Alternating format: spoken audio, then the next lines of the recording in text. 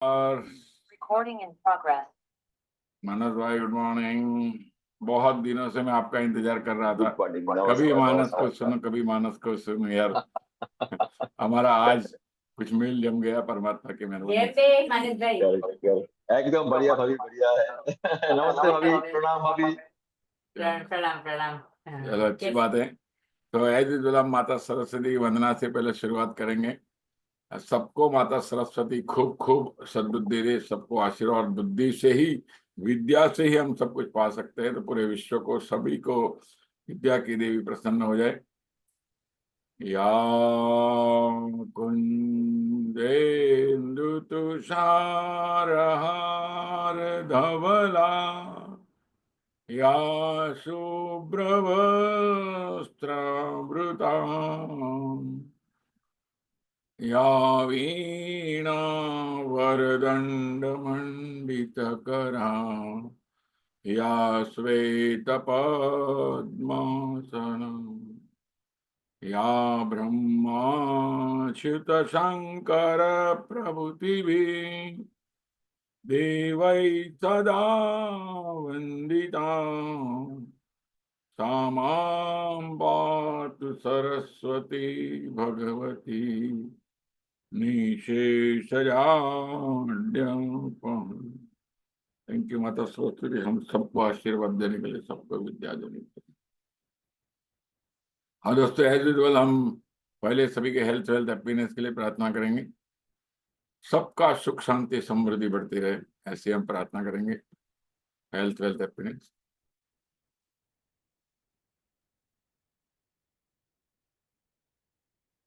ओम सर्वे भवन्तु सुखिनः, सर्वे सन्तु निरामया, सर्वे भद्राणि पश्यन्तु, मा कश्चित् दुःखभाग् भवेत्।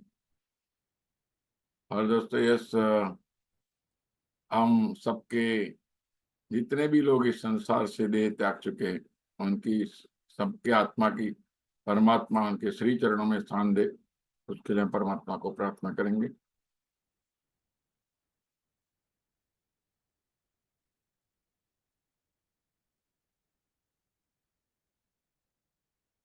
ओम सहना भवतु, सहनौ भुनक्तु, सह वीर्यं करवावहै, तेजस्विनावधीतमस्तु मा विद्विषावहै। ओम शांति शांति शांति। धन्यवाद सभी को। और यस मानस भाई, कल बहुत मजा आया बॉम्बे में।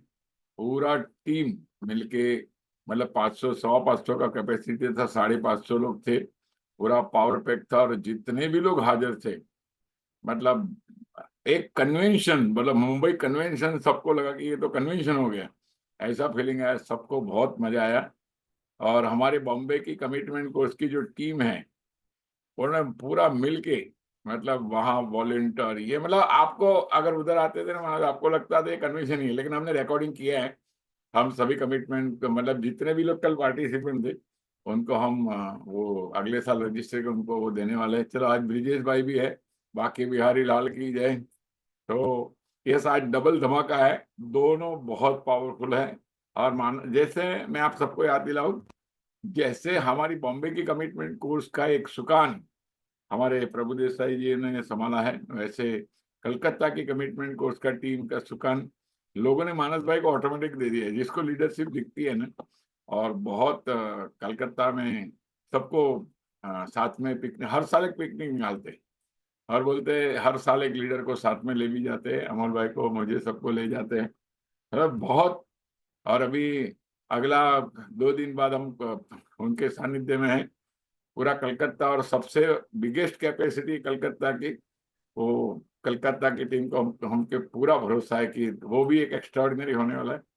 धन्यवाद धन्यवाद धन्यवाद। ओवर टू अमोल भाई। अमोल भाई, यस, आगे बढ़िए। Yes, good morning, good morning, good morning all. दोस्तों, yes, good morning मानस, good morning ब्रिजेश जी। गुड मॉर्निंग अमोल भाई, गुड मॉर्निंग। दोनों को बहुत बहुत बहुत स्वागत है, बहुत दिल से आपका स्वागत करता हूँ ये मंच के ऊपर। दोस्तों, जैसे बोलते हैं ना, रॉकेट जैसे ऊपर वो कोई सैटेलाइट छोड़ना होता है तो उसके लिए बहुत बड़ा रॉकेट लगता है, रॉकेट लॉन्च, और फिर उसका काउंटडाउन शुरू होता है, काउंटडाउन 3 2 1 ऐसे उल्टी उल्टी गिनती, और लास्ट में 1 0 और छूट जाता है। वैसे 45 डेज का चैलेंज, और धीरे धीरे जैसे बढ़ता है ना, उसकी आग तेज हो जाती है, और ऐसे ही आग तेज होते होते बड़े बड़े लोग अभी धीरे धीरे जैसे मानस जी है, विजय जी है, आखिरी तक, और सभी पार्टिसिपेंट दोस्तों के लिए ये बहुत बड़ा एडवांटेज है, बेनिफिट है कि आपको अप्रैल नए फाइनेंशियल ईयर के शुरुआत से ही आपको ऐसे दोस्तों के साथ बातें करने को मिलता है, उनकी एक्सपीरियंस को, उनका जो शेयरिंग है, उन्होंने कैसे अपना कार्य शुरू किया, कैसे आगे बढ़े, दिक्कतें कैसे आई, उसको ओवरकम कैसे किया, और अच्छे अच्छे सेल्स कैसे किए। शायद यही इन दोस्तों को सुन के आप ये नए साल से यही चीजों को शायद अपना के फॉलो करके करेंगे। जैसे दीपक भाई ने कहा, मार्वलस डे था दोस्तों, 2 दिन कंटिन्यू, 8 तारीख को अहमदाबाद थे हम लोग, कल 9 तारीख मुंबई में, और ऊपर वाले की कृपा है, आप सभी लोगों का आशीर्वाद और स्नेह है, और विशेष है कि दोनों प्रोग्राम हाउसफुल रहे, बराबर है। और ये वो ऊपर वाला भगवान ही कर सकता है, हम कुछ नहीं, हम निमित्त मात्र है, हम निमित्त मात्र है। दीपक भाई बोलते हैं ना, मैं कुछ नहीं करता, वो करवा लेता है, तो हम निमित्त मात्र है, मनुष्य है, हम कोई भगवान नहीं है। और वैसे ही हर इंसान में वो भगवान छोटे अंश में छुपा है, और वैसे हर एजेंट में छुपा है। वैसे अलग अलग जगह, हम तो सब अलग अलग सिटी में बिखरे हैं, लेकिन वो दिल है ना, एक है, वो संस्कार एक है। इसके लिए शायद इतने साल के बाद भी हम जुड़े हैं। एक बैठे हैं किधर फरीदाबाद दिल्ली, एक बैठे हैं कोलकाता, लेकिन देखो दीपक भाई मुलुंड मुंबई, मैं मीरा रोड, लेकिन एक छोटे से प्लेटफॉर्म के जरिए हम एक साथ बात कर रहे हैं, और बहुत सैकड़ों एजेंट से बात। सो दोस्तों, आज के सेशन में हमारे लिए दो बढ़िया एकदम एक्सपीरियंस आपको परफॉर्मेंस सुनने को मिलने वाले हैं, जिसमें एक है कोलकाता ईस्टर्न साइड से, एक है नॉर्दर्न साइड से। तो ये पूरा भारत वर्ष, ये पूरे 45 डेज में हमने कवर किया, ऐसा मुझे लगता है। जैसे वो भारत भ्रमण यात्रा करते ना, तो भारत भ्रमण हुआ था शायद ये 45 दिनों में, अलग अलग एजेंट दोस्तों के साथ। तो शुरुआत में पूरब से निकलता है सूर्य, तो पूरब के सूर्य के साथ मैं मानस जी के साथ शुरुआत करूंगा, फिर विजय जी के पास आऊंगा। तो दोस्तों, आज जो हमारे साथ स्पीकर है मानस जी, उनका शॉर्ट में मैं इंट्रोडक्शन देना चाहूंगा। एक्चुअली इंट्रोडक्शन इसके लिए, इंट्रोडक्शन ये सभी दोस्तों के लिए जो शायद बहुत है, कोई कोई लोग तो शायद ऐसे भी है जो आज जुड़े हैं, पता चला, कल पता चला, कल सेशन में पता चला, अरे बाप रे क्या बोल रहे हैं, 40 दिन से है। हाँ बोला है, लेकिन तो अभी ज्वाइन कर, मिले हुए सेशन तो ज्वाइन कर, तो ऐसे लोग भी जुड़े। तो दोस्तों, is fantastic name is Manas car. तो मानस बोला तो एक मनुष्य, वो खुद ही एक गुड ह्यूमन बीइंग है। सो नाम भी बहुत प्यारा है, और हुगली डिस्ट्रिक्ट से करते हैं, वेस्ट बंगाल से, उत्तरपाड़ा हावड़ा डिवीजन से बिलोंग करते हैं दोस्तों। ही इज अपने आप को 25 साल, दोस्तों 25 साल का एक्सपीरियंस है, सिल्वर जुबिली बना रहे हैं, और 100% मुझे गारंटी है कि ये 25वें साल में वो धमाका करेंगे। 2025 में देखो कोइंसिडेंट 2025 है ये ईयर, और इनका एजेंसी का भी 5 years का एक्सपीरियंस है। सो दुग्ध शर्करा योग है, और इनका लाइफ मेंबर है एमडीआरटी के, और कभी कभार 15 साल से एमडीआरटी करते हैं दोस्तों। आईओई के इंडियन इंस्टीट्यूट ऑफ एक्सेलेंस के लाइफ मेंबर है, जिसको हम लोग सीसी पार्टिसिपेंट या कमिटी कोर्स पार्टिसिपेंट बोलते हैं। तो स्पेशली 70% बिजनेस दोस्तों, हम एक एडवांस कोर्स में टॉपिक लेते हैं, जैसे अपने एरिया में कैसे काम करना, बराबर है ना, इसके लिए एक कैटेगरी कैसे पकड़ना।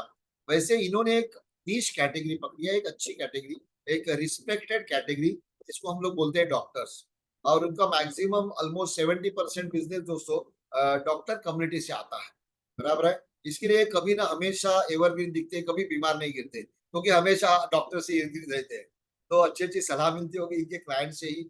यस, गैलेक्सी क्लब मेंबर है दोस्तों, और 2026 का दोस्तों कहने के लिए मुझे अच्छा लगेगा, एमडीआईटी 2025 completed by a single policy. दोस्तों 12 महीने में एमडीआईटी होता है, 6 महीने में भी कर सकते हो, 1 महीने में कर सकते हो, एक वीक में कर सकते हो, एक दिन में कर सकते हो, और शायद एक ही पार्टी या एक ही पॉलिसी में कर सकते हो। ये जो हम जब इस स्टेज के ऊपर से बोलते हैं ना दोस्तों, ये जो 2 दिन से सेशन चालू है, डेयर टू ड्रीम बिग, सचमुच मानस का ये जीता जागता सबूत है, प्रूफ है कि एक पॉलिसी में भी एमडीआईटी होता है। तो शायद ये आपको आज इंस्पायर करेंगे। सो पूरा दिन 1100 ऑलमोस्ट बड़ा बहुत बड़ा आलीशान 1100 स्क्वायर फीट का ऑफिस है उनका, और बहुत अच्छी तरह से काम करते हैं। जैसे दीपक भाई ने कहा, ये जो हमारी कम्युनिटी, एक कमिटमेंट कोर्स, एक कम्युनिटी बन गई है फैमिली, उसमें से भी जैसे अभी प्रभु देसाई जी का नाम लिया, वैसे ही मास्टरमाइंड बोलते हैं, एमएम ग्रुप बोलते हैं। तो एक भी एक क्या है, बड़े खानदान में से एक छोटा परिवार, तो ये पूरा परिवार मास्टरमाइंड को संभालते हैं, लीड लेते हैं। Is example by leader. हर साल मेरे को लाभ मिला था, मेरे और मेरे वाइफ को, हम भी इनके साथ जनवरी के शुरुआत में ही लेते हैं कैलेंडर ईयर में, और पूरे साल का एंजॉयमेंट होती है, पूरे साल का एक बंधुभाव होता है, प्लानिंग वहां करते हैं।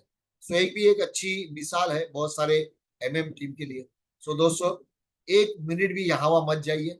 जहाँ अच्छा नेटवर्क है, वाईफाई है, वहां बैठिए, साथ में पानी की बोतल लीजिए, और नोटपैड और पेन भी लीजिए, क्योंकि कौन सा पॉइंट, कौन सी एक आइडिया आपको मिल जाए और आपकी तकदीर खुल जाए, वही चीज आप कर सकते हो। So thank you very much Manas ji, आपने बहुत ही इम्पोर्टेंट डे में और इम्पोर्टेंट समय, वैल्यूबल समय निकाला, बराबर है, और ये अपने दोस्तों के लिए शेयरिंग करने के लिए आए। सो बहुत बहुत स्वागत है मानस जी। यस, आप अपना थैंक यू संक्षिप्त सर। में, आपने ये करियर की शुरुआत कैसे की, कि पहले से एलआईसी एजेंसी कर रहे थे, क्या कोई और प्रोफेशन में थे और यहाँ आए? छोटे से इंट्रोडक्शन से आप शुरू। नमस्कार सभी गुरुजनों को, सभी लीडरों को। एक्चुअली प्रोफेशन शुरू हुआ था मेरा जुलाई 99 से। तो इस प्रोफेशन में आना शायद बोल सकते हैं कभी किसी को, नॉर्मली हम लोग बोलते हैं बाई चांस आ जाते हैं, लेकिन मैं कहीं ना कहीं बाई चॉइस आ गया। वो कैसे हुआ एक्चुअली, मैं जब एचएस कंप्लीट किया था तो मेरा जो डेवलपमेंट ऑफिसर है, तो उन्होंने प्रपोजल लेके आए थे एजेंसी के लिए। तब मेरे फैमिली से वो मना किए थे, नहीं नहीं अभी एजेंसी नहीं ले सकते हो, ग्रेजुएशन कंप्लीट करना है। तो उन्होंने तब जो एजेंट्स मैनुअल होता था, वो एजेंट्स मैनुअल हमारे पास छोड़ के गए थे। तो जैसे ही ग्रेजुएशन कंप्लीट हुआ 3 साल बाद, तो फिर मैं खुद उनके पास गए कि मैं भी एजेंसी लेना चाहता हूँ, क्योंकि तब बहुत सारा कुछ कोशिश कर रहे थे।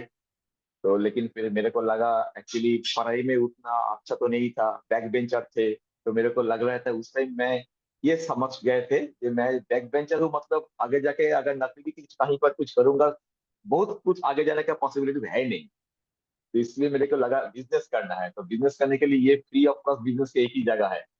तो वो मैं डीओ के पास गए थे, वो पुराना जो एजेंट्स मैनुअल छोड़ के गए थे हमारे पास, वो लेके। तो मेरे को एजेंसी करना है। तब तो पता नहीं था ऐसा एक इंस्टीट्यूट मिलेगा, ऐसा आईआईटी मिलेगा, ऐसा दोस्त मिलेगा, ऑल ओवर इंडिया से दोस्त मिलेगा, तब तो पता नहीं था। तो वहां से जर्नी शुरू हुआ था एक्चुअली मेरा, जुलाई 99 एक्चुअली। अप्रैल 99 से एजेंसी हुआ था, लेकिन 4 महीना तक मेरा कुछ बिजनेस मैं कर नहीं पाए थे। इवन जुलाई 99 में जब मेरा पहला बिजनेस जमा हुआ, वो भी मैं नहीं कर पाए थे। मेरे डीओ के टेबल में एक डायरेक्ट क्लाइंट आए थे। तो मेरा 3 महीने से कोई भी ओपनिंग नहीं हो रहा था, इसलिए जियो को लगा चलो भाई मैं ये पॉलिसी इनके एजेंसी में डाल के ओपनिंग कर देता हूँ। तो इसका मतलब पहला पॉलिसी भी मेरा नहीं है, वो डियो का दिया हुआ है। ऐसा ऐसा। देखिए, हमारे जीवन में डेवलपमेंट का कितना बड़ा रोल होता है। मतलब एक एकदम एजेंट को एकदम। शुरुआत करवाने के लिए, उसको टिका के रखने के लिए, उसको वापस पकड़ पकड़ के पकड़ पकड़ के रियली। एलआईसी में रखे रखने के लिए बहुत बड़ा रोल होता है। लेकिन एजेंट लोग भूल जाते हैं बाद में। तो लेकिन हमारे संस्कार है कि हम उनको हमेशा याद करते हैं। मैंने भी मेरे डेवलपमेंट को बोलता 45 डे चैलेंज में आके आशीर्वाद दीजिए, लेकिन उनका कुछ धार्मिक व्रत चल रहा है, सुबह सुबह उनका चैलेंजेस था करके नहीं आ पाए। नहीं तो वही दिन जो रमेश दमनी आए थे, वही दिन उनको भी बुलाया था। तो सभी को रिक्वेस्ट करेंगे, मेरे डीओ है मिस्टर परेशनाथ मुखर्जी, अभी रिटायर्ड पर्सन है, पिछले 15 साल हो गए रिटायर्ड हो चुके हैं। लेकिन उनके लिए एक बार जोरदार तालियां बजाए, क्योंकि सिर्फ उनके लिए ही ये जगह मेरे को आने के लिए पॉसिबिलिटीज मिला। मानस हो सके तो उनको कन्वेंशन में बुलाओ, हम सम्मान करेंगे उनका स्पेशल। अरे सर, तो बहुत अच्छा होगा नहीं नहीं, अच्छा है ना कि एक हमें अच्छा एक लीडर दिया उन्होंने। सर। मेरी ओर से स्पेशल इनविटेशन है। एक्चुअली एक्चुअली उन्होंने तो सर एजेंट दिया, लीडर तो दीपक जोशी ने उसको बनाया तरस तरस के सर। वो तो ऊपर वाले ने बनाया, हमको मौका मिला। लेकिन अगर उनको बुला सकते हैं, मेरी ओर से स्पेशल उनको आप बुला लीजिए। जरूर सर। हाँ, अमल भाई आप म्यूट में हो, अमल भाई आप म्यूट में हो। अमल भाई आप म्यूट में हो। अमल भाई आपकी आवाज बंद है। Oh sorry. ब्रिजेश जी आपका वीडियो भी चालू रखिए। दो दो लीडर अपने साथ है, तो अल्टरनेट आएंगे तो दोनों आइडल नहीं रहेंगे।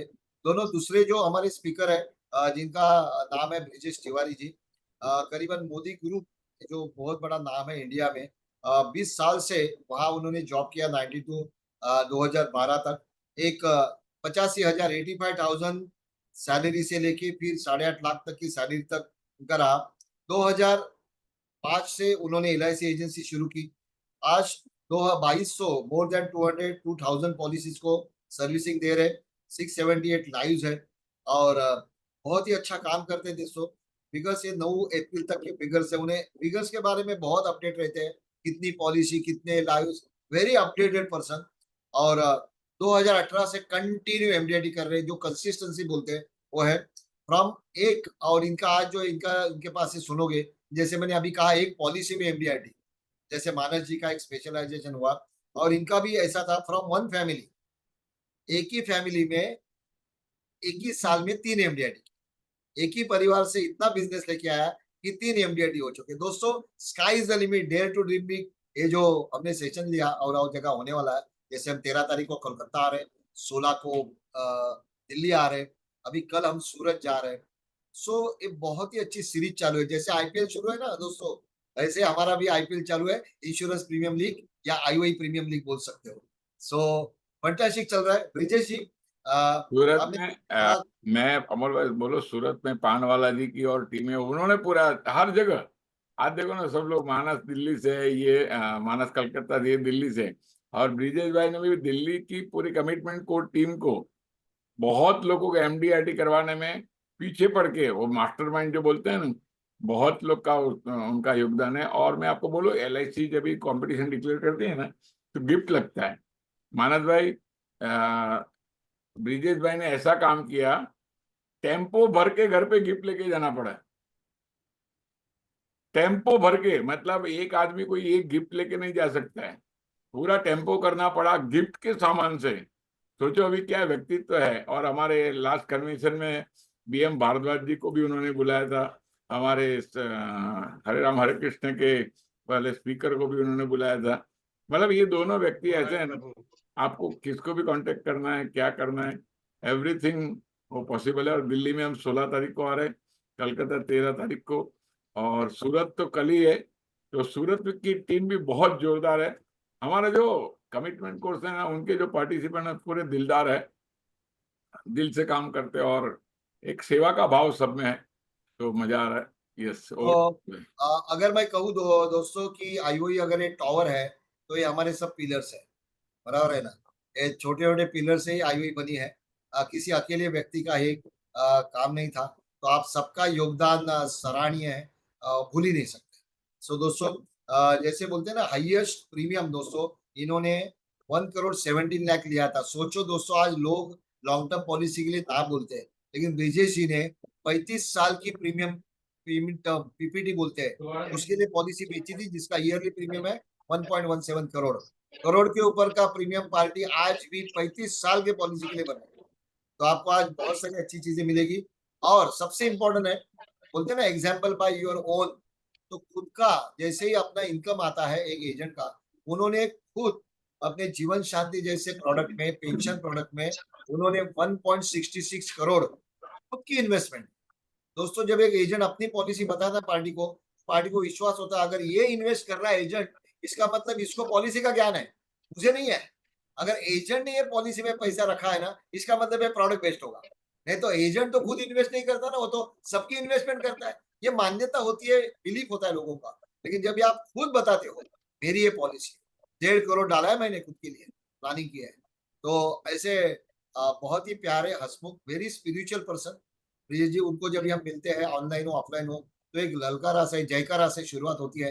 मैं चाहूंगा वही जयकारा से ब्रिजेश जी आज का आपका सफर की शुरुआत करें, कि आप जॉब भी कर रहे थे और ये प्रोफेशन में कैसे आए। मैं अल्टरनेट मंथ दोनों से आऊंगा, क्योंकि दोनों ऐसे आइडियल ना बैठे। यस ब्रिजेश जी। ब्रिजेश जी आवाज आ आपका रही है मोबाइल, प्रभु एक ही मिनट, आपने मोबाइल से लॉग इन किया है, हाँ तो उसको आड़ा रखिए ना प्लीज। ऐसा हॉरिजॉन्टल रखिएगा, तो आपका पूरा स्क्रीन में आएगा। एक मिनट सर। हाँ एक हाँ हाँ, कोई दिक्कत नहीं, आड़ा रखेंगे तो फुल स्क्रीन आता है, तो आपकी पूरी छवि आती है, नहीं तो साइड का वो ब्लैंक हो जाता है, ब्लैंक। तो दोस्तों ना, हर एक बोलते हैं ना कि यूनिकनेस है। आईपीएल में टीम में देखो कैसे है, अलग अलग प्लेयर है, एक बैट्समैन जाता है, दूसरा आ जाता है, बराबर है। सो दूसरा भी वो मारते रहता है, वैसे अपने पास एक एक एक ऐसे बैट्समैन है। आड़ा रखो ना उसको, ऐसा ऐसे रखो, आपने खड़ा रखा ऐसे ना, हॉरिजॉन्टल, यस, ये बराबर है। Thank you Brijesh, okay. Yes yes तो ब्रिजेश, मेरी आवाज आ रही है प्रभु? आ रही है। सभी गुरुजनों को मेरा प्रणाम।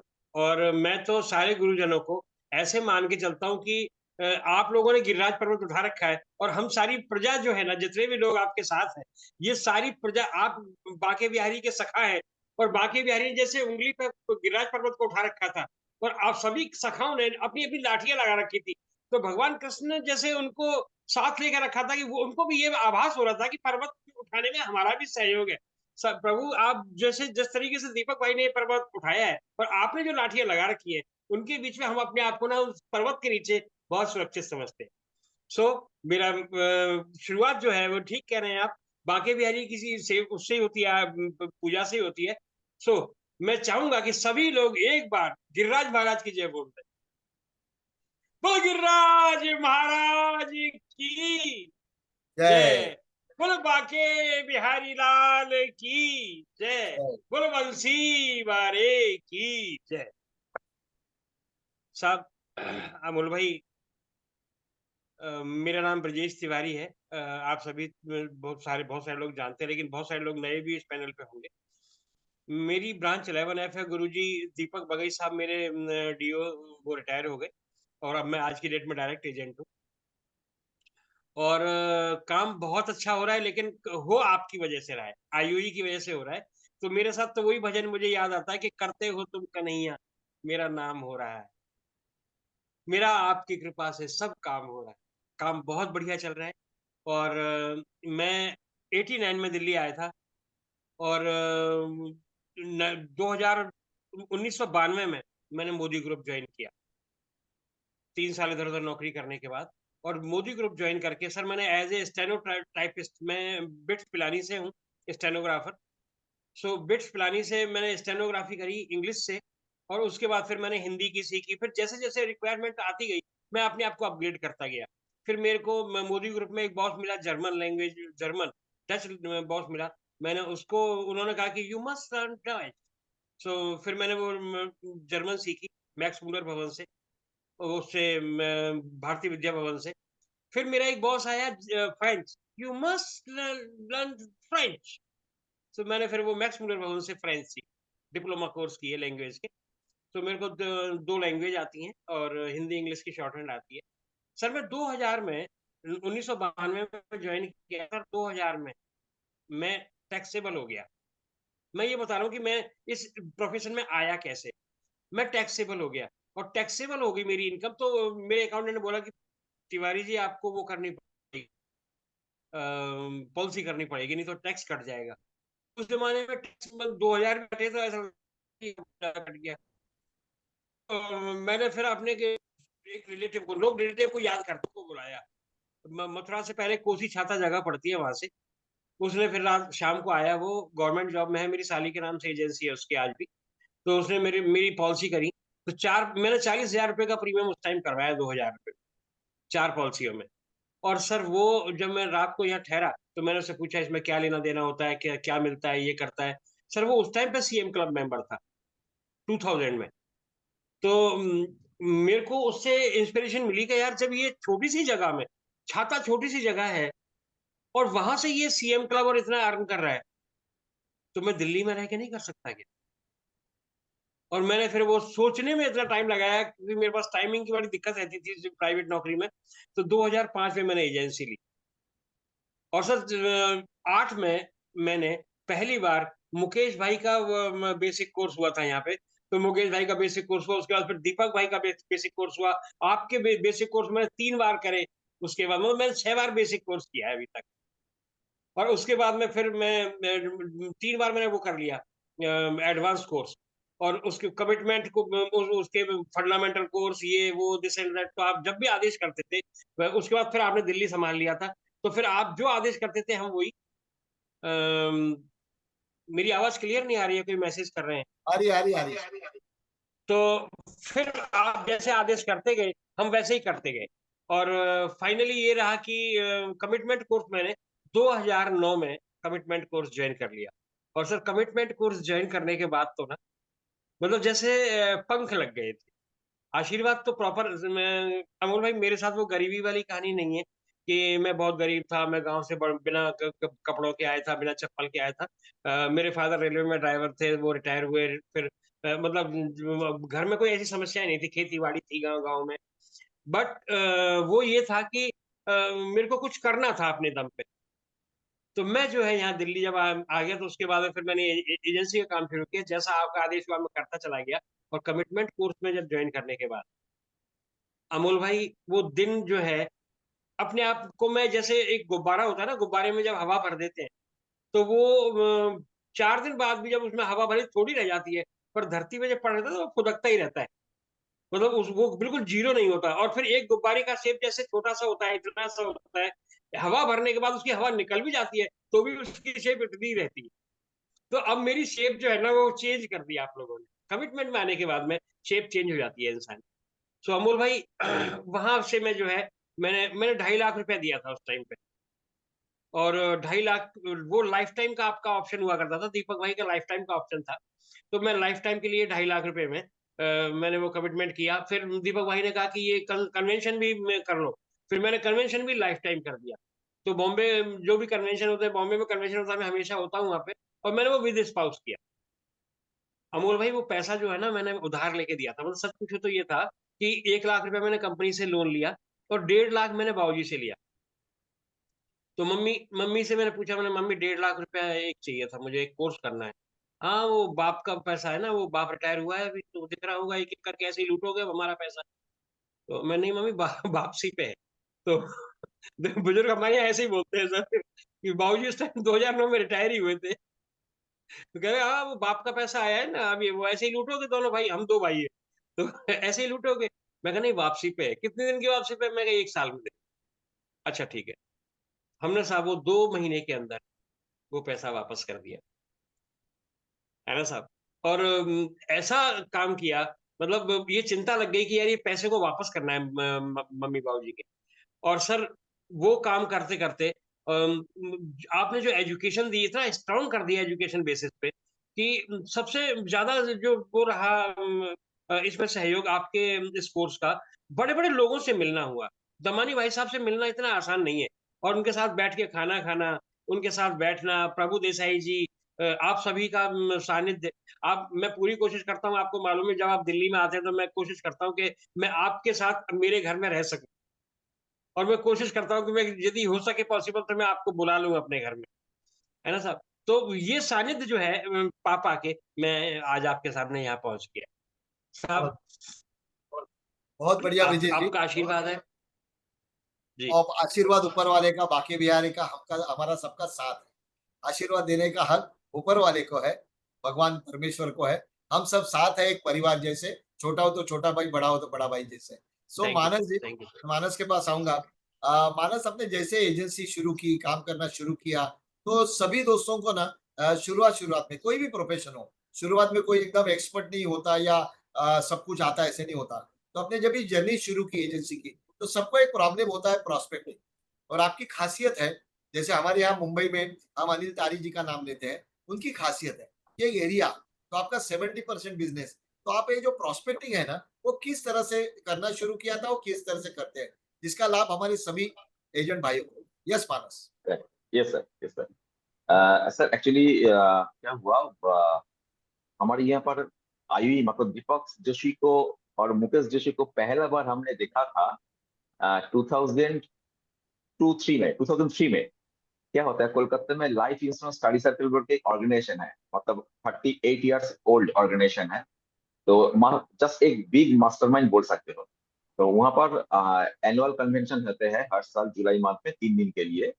तो वहां पर दीपक सर और मुकेश सर आए थे। तो तब तो आईवी कोलकाता में आई नहीं आए थे, तो 2002-2003 में। तो उस टाइम पहली बार दीपक जोशी और मुकेश जी को सुनने का मौका मिला था उस सेमिनार में। तो कोइंसिडेंटली एक्चुअली वो लाइफ इंश्योरेंस स्टडी सर्कल जो ऑर्गेनाइजेशन है उसका इमीडिएट पास्ट सेक्रेटरी मैं हूँ, मतलब लास्ट 2 ईयर मैं वहाँ का सेक्रेटरी था।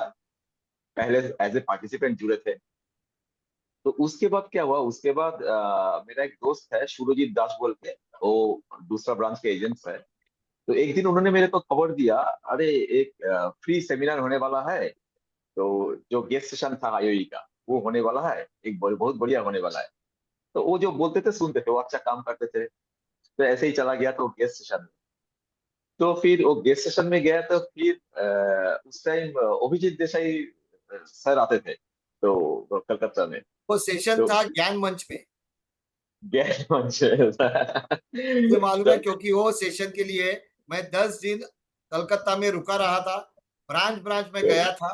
ब्रांच ब्रांच में एक छोटा सा पास छपाया था मैंने। मुझे बंगाली नहीं आती, बांग्ला, लेकिन मैंने वहां से सपोर्ट लेके मैं उसका टॉपिक भी बोलता हूँ। मेरी इतनी याददाश्त है, कल ही बोल रहे थे। उसका था पैसा बोलता है, टाका बोले छे। ये उसका सेमिनार का सब्जेक्ट था, टाका बोले छे। बराबर है। और बंगाली में मैंने प्रिंट करके लिया था। वहां के लोकल्स में सुजय कार और शंतनु बेरा, ये दोनों ने मुझे तेरा सपोर्ट किया था। पूरे राइट कलकत्ता में ब्रांच ब्रांच में घुमा था। जैसे आज एग्जीक्यूटिव घूमते हैं, तभी एग्जीक्यूटिव नहीं थे। राइट 2005 राइट राइट कन्वेंशन की बात है। सो ये मेमोरी करेक्ट है ना, करेक्ट। वो कभी ना आयुष भूलने वाली। और आपको अभिजीत पूरे नाम देसाई के और साथ याद है? अरे यस वाह। मानस।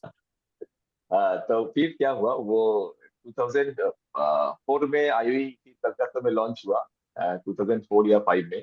तो फर्स्ट बेसिक कोर्स हुआ, उसके बाद एडवांस कोर्स हुआ। तो एडवांस कोर्स फिर फर्स्ट एडवांस कोर्स हुआ किया मैंने मुकेश भाई का, तो उस टाइम किया। उसके बाद क्या होता, वो टाइम एक चीज होता था, मतलब नॉर्मली कहीं जगह अगर सेशन करते हैं लीडरों के साथ, तो सेशन होता है लीडर अपने तरफ हम लोग अपने तरफ ऐसे होते थे। तो उस टाइम क्या होता था, सेशन होने के बाद कोई भी लीडर आते थे तो उनके साथ टाइम बिताने का मौका मिलता था बाद में। कोई किसी का पर्सनल प्रॉब्लम हो तो साथ में हम लोग बैठते थे, शाम को के सेशन हो जाते थे। तो वो करते वक्त क्या होता था, लीडरों के बहुत नजदीक आने का मौका मिल गया था। तो दीपक भाई का, मुकेश भाई का बहुत नजदीक आने का मौका मिल गया था। तो ऐसे होते होते तो दीपक भाई के साथ तो बैठे हैं, तो एक दिन दीपक भाई बोल रहे थे बहुत दिन से एमडीटी करने का कोशिश कर रहा है लेकिन हो नहीं पा रहा है। तो दीपक को बोला थोड़े इमीडिएटली एक चांस में हो जाएगा, मैं जो बोलूंगा वो करेगा। मैं बोला हाँ सर बोलिए ना, करने के लिए तरस रहा हूँ पिछले 4 सालों से। तो बोल रहे पक्का करेगा ना सर, पक्का करेंगे। तो मेरे को अभी याद है, वो होटल में शाम को हम लोग बैठे हैं 1-1.5 घंटा, हर सेशन के बाद ही बैठते थे लीडरों के साथ। तो दीपक बोला मैं जो बोलूंगा वो तेरे को सिर्फ हाँ बोलना है, उसमें कुछ ऑप्शन नहीं दे रहा तेरे को, मतलब ऐसा एकदम पक्का है। तो बोला तू एक काम कर ले, 4 व्हीलर ले ले। तो मैं सोचा भी नहीं था दीपक भाई ऐसे बोल देगा 4 व्हीलर ले ले, क्योंकि मेरे खानदान में किसी का 4 व्हीलर था ही नहीं। तो कैसे सोच पाऊँ 4 व्हीलर ले ले मतलब। तो मैं कम से कम 30-40 सेकेंड उनके मुंह की तरफ देखते रहा, मतलब मैं वो हजम नहीं कर पा रहा था, क्या क्या बोल दिया मेरे को। तो मैंने बोला ठीक है एक बार देखते हैं। नहीं देखते हैं नहीं, यहाँ से निकलना है तो तेरे को हाँ बोल के निकलना पड़ेगा। अगर उसके बाद तेरे इमीडिएटली नहीं हुआ, मेरा जिम्मेदारी है। तो मैं फिर घर में आया, मैं घर में आके वाइफ के साथ डिस्कस किया। वाइफ बोला क्या बोल रहे हो अभी इस हालत में 4 व्हीलर हमारे घर में, मतलब लोग भी हंसेंगे। घर में 4 व्हीलर कैसे, मतलब अभी वो कहाँ वो मतलब औकात कहाँ हुआ। तो रियली दीपक भाई उस दिन दीपक भाई की बात सुनते हुए वो हिम्मत दिखाए। मतलब जिस टाइम वो 4 व्हीलर बुक करने के लिए गए थे शोरूम में, मतलब पास सही रख नहीं पा रहे थे, पार कांप रहा था। एक 4 व्हीलर के शोरूम में जाने के लिए बैंक में से 15,000 रुपया पड़ा हुआ था। बैंक में 15,000 रुपया पड़ा हुआ, वो बंदा जा रहा है 4 व्हीलर के शोरूम में, अंदर घुस रहा है, मतलब पैर कांप रहा है, अंदर घुसने का ये हिम्मत नहीं हो रहा है। लेकिन दीपक भाई का वो ना नहीं बोल पाओगे, जो बोलेंगे करेंगे, अगर नहीं होगा इमीडिएटली उसके बाद भी मेरा जिम्मेदारी है। एंड रियली हम दीपक भाई की बात सुनते हुए वो 4 व्हीलर लिया। उस टाइम 4 व्हीलर लेने का औकात नहीं था, बहुत साहस करके लिया। एंड उसी ईयर 2010 से ही मेरा एमडीटी चालू हो गया, कंटिन्यूअस एमडीटी कंटिन्यू हो रहा है। तो वो जो धक्का था दीपक भाई का, रियली मतलब वो जिंदगी भर भूल नहीं पाएंगे। लेकिन अभी भी वो सिचुएशन सोचते हैं ना, अभी भी मेरे रूम पे खड़ा हो जाते हैं, मतलब उस टाइम फोर व्हीलर सोच ही नहीं सकते। तो ऐसे भी कमिटमेंट में ज्वाइन होना भी ऐसा ही एक कहानी है, अपने आप कहानी है। तो उस मानस भाई बहुत लोगों को मैंने गाड़ी दिलवाई है, और गाड़ी दिलाने के बाद मतलब पहली दफे गाड़ी घुसानी पड़ती है, दिलाते नहीं है। और एक दफे घुस जाता है ना, फिर बड़ी बड़ी गाड़ी ले लेते हैं। अभी चंद्र भाई के बाद BMW, मर्सिडीज, ऑडी, घर में 8 गाड़ियां है। मैं वो दिन जाकर गया था, अभी अहमदाबाद गया था, तो उनका ड्राइवर मेरे साथ आया, बोला सर कौन सी गाड़ी लेके जाओ, मतलब गाड़ी चाहिए। मतलब मुझे मालूम है, अगर इंसान को बड़ा होना है तो पहले दिमाग बड़ा होना पड़ता है।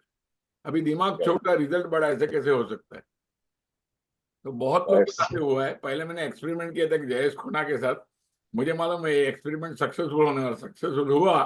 आज he is the person having 4-5 crore house, 2-3 crore office, और इसका mutual fund 400 crore plus, then अपना GIC वो भी 200-300 करोड़ प्लस, मेडिक्लेम। मतलब अच्छा। आज वो मेरे हमारे गुरु है अशोक भाई, उन्होंने उसको पूछा था कि दीपक भाई ने जबरदस्ती आपको होंडा सिटी दिलाई, वो आपको दिन कैसा लगा था कि वो दिन नहीं लेते थे और वो बचत करके पैसा कहीं एफडी में रखते थे? तो मैं नहीं था, उन्होंने, अशोक भाई सोच रहे थे कि क्या बोलूं, क्या बोलते हैं। वो जयेश खन्ना ने जवाब दिया, अगर वो दिन दीपक भाई मुझे मर्सिडीज दिलाते थे ना, तो आज मैं और 10 गुना आगे होता था। मतलब, लेकिन मुझे मालूम था उतना ही घुस सकता है जितना घुसा सकते हैं। तो मैं एक्चुअली आज भी ये लोगों एक को बोलता हूँ, आज भी लोगों को लगता है। कल भी कमिट इधर था ना, हमारे कमिटमेंट कोर्स को अलग, हमने वही बोला जो नए ज्वाइन हुए, मतलब आपको अपने बारे में कुछ तो बड़ा डिसीजन लेना पड़ेगा, तो ही कुछ बड़े आदमी बन सकोगे। मैं और अमित भाई दोनों ग्रीन रूम में थे, बहुत मजा आया, अमल भाई भी थे, सब सब लीडर थे, लेकिन हर एक का कहीं ना कहीं कंट्रीब्यूशन था, तो मजा आ गया। और इवन हमारे विद्युत भाई भी आए थे वहाँ, सबको ब्लेसिंग देने के लिए, बहुत मजा आ गया। यस मानस भाई। तो मानस जी, आपका मेन जो मेरा सवाल था वो कि पर्टिकुलरली सर आ डॉक्टर रहा से हूँ, क्या हाँ है सर, ना। सर आ रहा हूँ, यस सर आ सर। रहा हूँ। हेलो। एक्चुअली ये, हाँ ये पार्ट एक्चुअली बोलना था, क्योंकि इस पार्ट में जो नया एजेंट जुड़े हैं उसके लिए बहुत शायद उसका काम में आएगा, मतलब पड़ेगा। इसमें और एक चीज है, पहले से ही एक सोच कहीं ना कहीं ऊपर वाला को दिया हुआ था, किसी भी फील्ड में जाएंगे तो जान लगा देंगे उसके टॉप में जाने के लिए। जैसे मैं एक बार इंडियन आर्मी में ज्वाइन करने के लिए कोशिश किए थे, इस हिसाब से किए थे, अगर इंडियन आर्मी में हम घुस गए तो वो इंटरनल एग्जाम देते देते मेरे को टॉप में जाना है, ये मेरा मकसद था। लेकिन वो ऊपर वाला के हिस्सा से इंडियन आर्मी में ज्वाइन नहीं हो पाए, कोशिश किए थे, कहीं उससे ज्यादा बड़ा आर्मी में ज्वाइन कर लिया अभी लग रहा है। तो यहाँ पर भी वो इच्छा था, लेकिन एक सोच कहीं ना कहीं ऊपर वाला का दिया हुआ था। जैसे दीपक भाई ने बोला था कार लेने के लिए, तब उस टाइम मारुति 800 था सबसे सस्ता वाला कार। लेकिन मेरे को सोचा था अगर लेना ही है, एकदम बिलो का नहीं, थोड़ा ऊपर का जाना चाहिए। एकदम बिलो का करेंगे तो कहीं ना कहीं वो इमेज खराब, मतलब इमेज तो आता नहीं है। तो थोड़ा अगर एक्स्ट्रा एफर्ट देंगे तो हो जाएगा। तो इस टाइम i10 लिया था। तो अभी एक्चुअली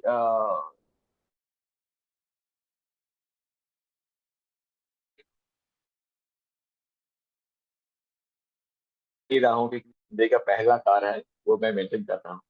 अब ये प्रोस्पेक्टिंग कैसे चालू हुआ डॉक्टर सेगमेंट में, ये भी एक इत्तेफाक है। इत्तेफाक है मतलब, जब मैंने एजेंसी लिया था उसके बाद जब काम चालू था, तो मेरे ही एरिया में, मेरी मोहल्ले में एक नर्सिंग स्टाफ थे, जो जो म्यूनिसिपैलिटी हॉस्पिटल होते हैं वहाँ पर नर्सिंग स्टाफ थे। तो नॉर्मली हम लोग जो मोहल्ले का है बुआ बोलते हैं, बुआ बंगाली में हम लोग पीसी बोलते हैं। तो उनके पास गए तो पीसी, आप एक काम कीजिए ना, मेरे को आपके वहाँ डॉक्टर लोग के साथ इंट्रोड्यूस करा दीजिए। तो तब आईयूई से एक्चुअली वो जो एडवांस कोर्स में मिलते थे, जो सेगमेंट, वो सेगमेंट का मिल गया था। तो वो सेगमेंट के लिए वो इंट्यूशन मिला था, तो मेरे को टारगेट लगा ठीक है मार्केट। ये doctor, target target market, market. Right, right, target market वो मिला था। तो मैंने वो पीसी को फिर पकड़ा, पीसी आप एक काम कीजिए ना, आपके हॉस्पिटल में जो डॉक्टर है उनके साथ इंट्रोड्यूस करा दीजिए। तो बोला हाँ तो एक दिन आ जा। तो क्या हुआ, एक दिन तो वो हॉस्पिटल में वो किसी के साथ चला गया। तो डॉक्टर सुरजीत दास बोल के एक डॉक्टर थे, वो आईसीयू में काम कर रहा था। तो उनके साथ इंट्रोड्यूस हुआ। तो फिर 2 दिन 4 दिन जाते जाते परिचय हुआ। फिर 6 महीना 8 महीना के बाद उन्होंने एक पॉलिसी वाला मेरे से, तो मेरा वही क्लाइंट बन गए। तो वो एक ही डॉक्टर था मेरा। तो मैं सोचा अभी मेरे को ये टारगेट मार्केट में घुसना है, तो इनके साथ और भी रेपो बिल्डअप करना पड़ेगा। तो ऐसे करते करते 1 साल बीत गया, डेढ़ ऑलमोस्ट 1 साल कुछ महीना बीत गया। तो फिर उन्होंने इनके साथ एक दोस्ती बन गए, वो मेरे से 3 साल बड़े थे। तो एक दोस्ती बन गए। फिर उन्होंने बोला तू कलकत्ता में जाके काम करेगा, क्योंकि मैं प्रॉपर कलकत्ता में नहीं रहता हूँ, मैं कलकत्ता से सबअर्बन में रहता हूँ। तो उन्होंने बोला तू कलकत्ता में जाके काम करेगा, तो तब तो कहीं जगह का जाके काम करने का एक जूस है, मतलब जुलूस है, जुनून है। और उस टाइम बेसिक एडवांस कॉर्पोरेट सब कर बाद में कर रहा था, मतलब बहुत कुछ करने का जुनून है। तो बोले हाँ क्यों नहीं जाएंगे, क्योंकि वो सबअर्बन में रहते हैं, तो कोलकाता जाना भी एक मतलब चैलेंज है। तो इसलिए उन्होंने पूछा कोलकाता जाके काम करेगा, हाँ क्यों नहीं करेंगे। बोला ठीक है, मैं कलकत्ता में एक हॉस्पिटल में काम करता था, वहां पर तुमको 2-3 का रेफरेंस दे रहा हूँ। तो वो शुरुआत हुआ कलकत्ता में। यहाँ पर कुठरी हॉस्पिटल बोल के एक हॉस्पिटल है जो कलकत्ता का है, वेस्ट बंगाल का है, वो पहचानते हैं। तो वहां पर उन्होंने 2-3 साल पहले वहां का आईसीयू में वो काम करते थे वो डॉक्टर साहब। तो फिर उन्होंने वहां पर मेरे को भेजा, तो 2-3 नाम देके फिर वहां कलकत्ता एंट्री हुआ मेरे को हॉस्पिटल में। फिर वहाँ 2-3 डॉक्टर के साथ बातें, उनका रेफरेंस लेके बातें किया। तो फिर वहां से एक दो डॉक्टर मेरा क्लाइंट बने। एक्चुअली वो बातें करने के लिए नॉर्मली हम लोग को क्या लगता है, डॉक्टर के साथ बातें करेंगे वो हिम्मत जुटते नहीं है। लेकिन मेरे को वो साथ हुआ, मतलब कहीं ना कहीं ऊपर वाला का आशीर्वाद से संग संग में सब होते रहा। जैसे ही मेरे को आईयूई से वो ट्रेनिंग मिलता गया, मेरे अंदर में जो कॉन्फिडेंस आए, वो कॉन्फिडेंस से मेरे को डॉक्टर को मिलने के लिए मेरे को वो इच्छा हुआ, नहीं मैं उनके साथ बात कर पाऊंगा, ये कॉन्फिडेंस आया मेरे को। तो ये अगर साथ साथ नहीं होते थे, अगर वो डॉक्टर का रेफरेंस भी मिलता, फिर भी शायद मैं वहां जाके एंट्री नहीं ले पाते, अगर वो कॉन्फिडेंस अंदर से नहीं होते तो मैं वही अगर पिछले का कुछ सोचता हूँ, वो confidence training training and training से ही आते हैं, ये मेरे को पता चल गया। इसलिए कहीं पर भी सिर्फ आईयूई नहीं है, कहीं पर भी ट्रेनिंग होता है, हम ट्रेनिंग में चला जाते हैं। तो मेरा एक ईयरली फिक्स बजट रहता है। सबसे बढ़िया जो होता है, ये ट्रेनिंग के लिए जो खर्चा करने के लिए जो हिम्मत, ये जिस दिन हम लोगों ने मतलब सभी को हम सभी लोगों ने जिस दिन कमिटमेंट कोर्स में ज्वाइन किया, एक एजेंट 1.5 लाख रुपया दे सकता है, ये जो हिम्मत जुटाई, मतलब ये हिम्मत आगे निकलने के लिए बहुत हेल्प किया। क्योंकि 1.5 लाख रुपया देके जो ट्रेनिंग लेगा, ये सोच ही नहीं सकते। वो सोच लाना, ये बहुत बड़ा ब्रेक थ्रू है, बहुत बड़ा ब्रेक थ्रू है। मानस ये भी 1.5 लाख आज नहीं, डेढ़ डॉक्टर्स लाख 1.5 लाख कितने साल पहले, आज का राइट 15 राइट, लाख हो जाएगा। ये आज की तारीख में कमिटमेंट कोर्स वाले को ऑलमोस्ट फ्री है। करेक्ट करेक्ट करेक्ट, सही बात। उस टाइम और 1.5 लाख। 1.5 लाख राइट। 2000 कितना 5 था, कौन सा था 6? हाँ 2006 में, 2006 में, 2006 तो में। एक्चुअली मानस दीपक भाई, एक्चुअली डॉक्टर मेरे को लगता है दो ब्रेक थ्रू लाइफ में है, दो ब्रेक थ्रू। एक है वो कार लेने का हिम्मत करना, वो मेरे लाइफ में एक ब्रेक थ्रू है मेरे को लगता है। और दूसरा है पॉकेट से 1.5 लाख रुपया निकल के 2006 में कोई कोर्स में ज्वाइन करना। ये जो मेंटल प्रिपरेशन है, बस वही ब्रेक थ्रू है, बाकी तो नॉर्मल है, मेरे को मतलब ये मानना है। अंदर से सक्सेस बड़ा हो गया तो बाहर बड़ा ऑटोमेटिक हो जाता करेक्ट सर, करेक्ट सर। मानस एक सवाल पूछना चाहूंगा जो बहुत सारे एजेंट्स का होता है कि डॉक्टर जनरली अपॉइंटमेंट तुरंत नहीं देते, is a very busy person, बराबर है। करेक्ट तो सर, आपका इतना 70% डॉक्टर से आता है, तो आप उनकी अपॉइंटमेंट किस तरह से लेते हो और उनके लिए मिलने के लिए कौन सा समय उचित है? Correct sir. Actually sir, actually ये डॉक्टर्स के मिलने के लिए पहला पहला 5-10 डॉक्टर के लिए वो चैलेंज था। उसके बाद वो चैलेंज नहीं रहा। क्योंकि क्या हो गया, पहले 5-10 डॉक्टर को जो मेरा मेरा अंदर में कुछ है, मैं उनको हेल्प कर सकता हूँ, जो वो औकात है, वो दिखाना जरूरी था। तो ऊपर वाला के आशीर्वाद से ये, जब जैसे आईयूई ने हम लोग को वो भी सिखा दिया था कैसे ड्रेस कोड होना चाहिए।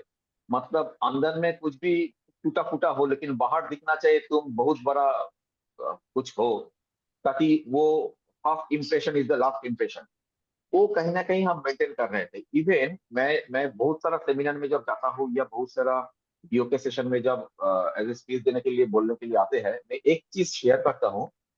जब से आईओई ने ये सिखाया है, ये ड्रेस कोड मेंटेन करना चाहिए, and believe me one incident, मेरे जो पहला घर था, मतलब जो पिताजी का घर था, उस घर के ग्राउंड फ्लोर में एक रेंटल में एक टेनेंट था, टेनेंट। तो ये बहुत जगह मैंने शेयर किया। वो मेरा घर के ग्राउंड फ्लोर में मेरा वो टेनेंट रहते थे, मेरा पिताजी का टेनेंट रहते थे। उनसे भी मैंने जब प्रोस्पेक्टिंग करने गया, तो मैंने प्रॉपर ड्रेसअप करके, शर्ट इन करके, इवन शू पहन के मैंने गया। मेरे ही बिल्डिंग में, मेरे ही घर में वो टेनेंट है, उनके पास भी मैंने, जो प्रेजेंटेशन के लिए गए थे, पूरा ड्रेसअप करके गए थे। मैंने ऐसे ही बारमूडा पहन के, ऐसे ही सैंडल पहन के नहीं चला गया, क्योंकि मेरे को लगा वो सुबह मेरे को देखेगा बारमूडा पहनते पहनते हुए, लेकिन फिर भी, लेकिन जब मैं बिजनेस प्रमोशन के लिए जा रहा हूँ, तो एज ए बिजनेस एटिकेट जो है वो मेंटेन करके ही जाना चाहिए। ये जो सिखाया गया था एडवांस कोर्स में, वो मेरे दिमाग में बैठ गया। तो सेम चीज मैं डॉक्टर लोगों के साथ भी पहले से ही वो करना चालू कर दिया, ताकि उनको लगे मैं कुछ हूँ। बाकी एक्चुअली ऊपर वाले का आशीर्वाद है। अभी क्या होता है, अभी जब डॉक्टर से रेफरेंस लेता हूँ, वो 10 डॉक्टर का ही रेफरेंस देते हैं। अभी ऐसे करते करते ऑलमोस्ट कोलकाता का ऐसा कोई हॉस्पिटल बाकी नहीं रहा जहां पर मैं, मेरा क्लाइंट है ही नहीं। Almost almost. तो बाद में इजी हो जाते हैं, क्योंकि वो रेफरेंस से काम जो होते हैं, तो वेरी इजी हो जाते हैं। कोल्ड कॉलिंग से बहुत इजी रेफरेंस। आपने ऐसा कुछ पर्टिकुलरली डॉक्टर्स कम्युनिटी के लिए ऐसा कोई शुरुआत का कंसेप्ट, कोई आइडिया, सेलिंग पिच जो उनके लिए, डॉक्टर प्रोफेशन के लिए अच्छा लगता है, जिससे पॉलिसी भी की है, ऐसा कोई आपने करेक्ट। पिच बनाया है? शुरू कैसे करते हो, क्या करते हो? छोटे से शॉर्ट। एक्चुअली हाँ हाँ हाँ, एक्चुअली जब फोन पे ऊपर जब अपॉइंटमेंट लेते हैं, तो अपॉइंटमेंट के टाइम मैं रेफरेंस रेफरेंस शो के काम नहीं करता हूँ, मैंने डायरेक्ट काम नहीं करता, कोल्ड कॉलिंग नहीं कर पाता हूँ मैं। तो मैं रेफरेंस से ही काम करता हूँ। तो मैं जब रेफरेंस के लिए कॉल करते हैं, हम किसी डॉक्टर के पास जाते हैं, तो 5-10 नाम ले लेते हैं उनसे। तो ये रेफरेंस लेना भी एक बहुत बड़ी बात है। अभी एक चीज मैं दिमाग में रेडी सेट कर लिया, किसी के पास अगर जाएंगे, या तो पॉलिसी लेंगे या तो 5 नाम लेंगे, लेकिन कुछ लेके निकलेंगे, ये मैं फिक्स कर लिया। तो नॉर्मली कोई डॉक्टर अगर पॉलिसी नहीं भी देते हैं, रिजेक्शन भी आते हैं, लेकिन मैं 5 नाम तो लेता ही लेता हूँ। तो अभी ये मैं, मतलब कभी कभी क्या होता है, जब क्लोजिंग नहीं होते हैं, तो उस चक्कर में भूल जाते थे, पहले निकल आते थे डायरेक्टली। फिर दोबारा उनके साथ अपॉइंटमेंट मिले ना मिले, फिर कितना दिन मिले, कितना महीना का बाद मिलेगा, पता नहीं है। तो फिर बाद में जब ये एक्सपीरियंस हुआ, तो मेरे को लगा नहीं, कुछ एक चीज लेके निकलेंगे, या तो नाम, या तो पॉलिसी, या तो रेफरेंस। तो अभी जैसे रेफरेंस लेके निकलता हूँ, तो वो डॉक्टर को जब मैं कॉल मानस भाई करता हूँ। आपने बहुत बड़ा प्रिंसिपल लोगों को बता दिया। अगर एक प्रिंसिपल भी ये लोग सुनेंगे ना, अप्लाई करेंगे, कुछ भी लिए बिगड़ निकलना नहीं। हमारी तो विजिटिंग सर, चार्ज वसूल होना चाहिए। या तो पॉलिसी लेके निकलो या रेफरेंस लेके निकलो। आज के बाद जितने भी लोग इस पैनल पे खाली इतना ही नक्की करें कि मैं या तो रेफरेंस लेके निकल, हम बताते कोर्स में, लेकिन आप जैसे लोग अप्लाई कर लेते, कुछ लोग रह जाते। आज के बाद एक ही चीज लेना है। तो अभी आप समझो पॉलिसी नहीं बिका तो कैसे रेफरेंस लेते, और बिका तो कैसे रेफरेंस लेते। Right sir, right sir. Sir अभी इनको जो अप्रोच करते हैं अपॉइंटमेंट के लिए, पहले ओवर द फोन, तो ओवर द फोन मैं यही बोलता हूँ, सर आपका रेफरेंस डॉक्टर सचिन सर व्यक्ति ने दिया है। तो मैं एज ए फिनेंशियल एडवाइजर हूँ, मैं बहुत दिन से उनका फिनेंस संभाल रहा हूँ। डॉक्टर साहब का नाम लेके बताता हूँ। तो मेरे को आपका 10 मिनट का अपॉइंटमेंट चाहिए सर। सर ये नहीं नहीं नहीं, एक्चुअली सर मेरा फिनेंशियल एडवाइजर है। सर एकदम पक्का आपका फिनेंशियल एडवाइजर है तो जरूर रहेगा, मेरे को डॉक्टर घोष से भी पता चला।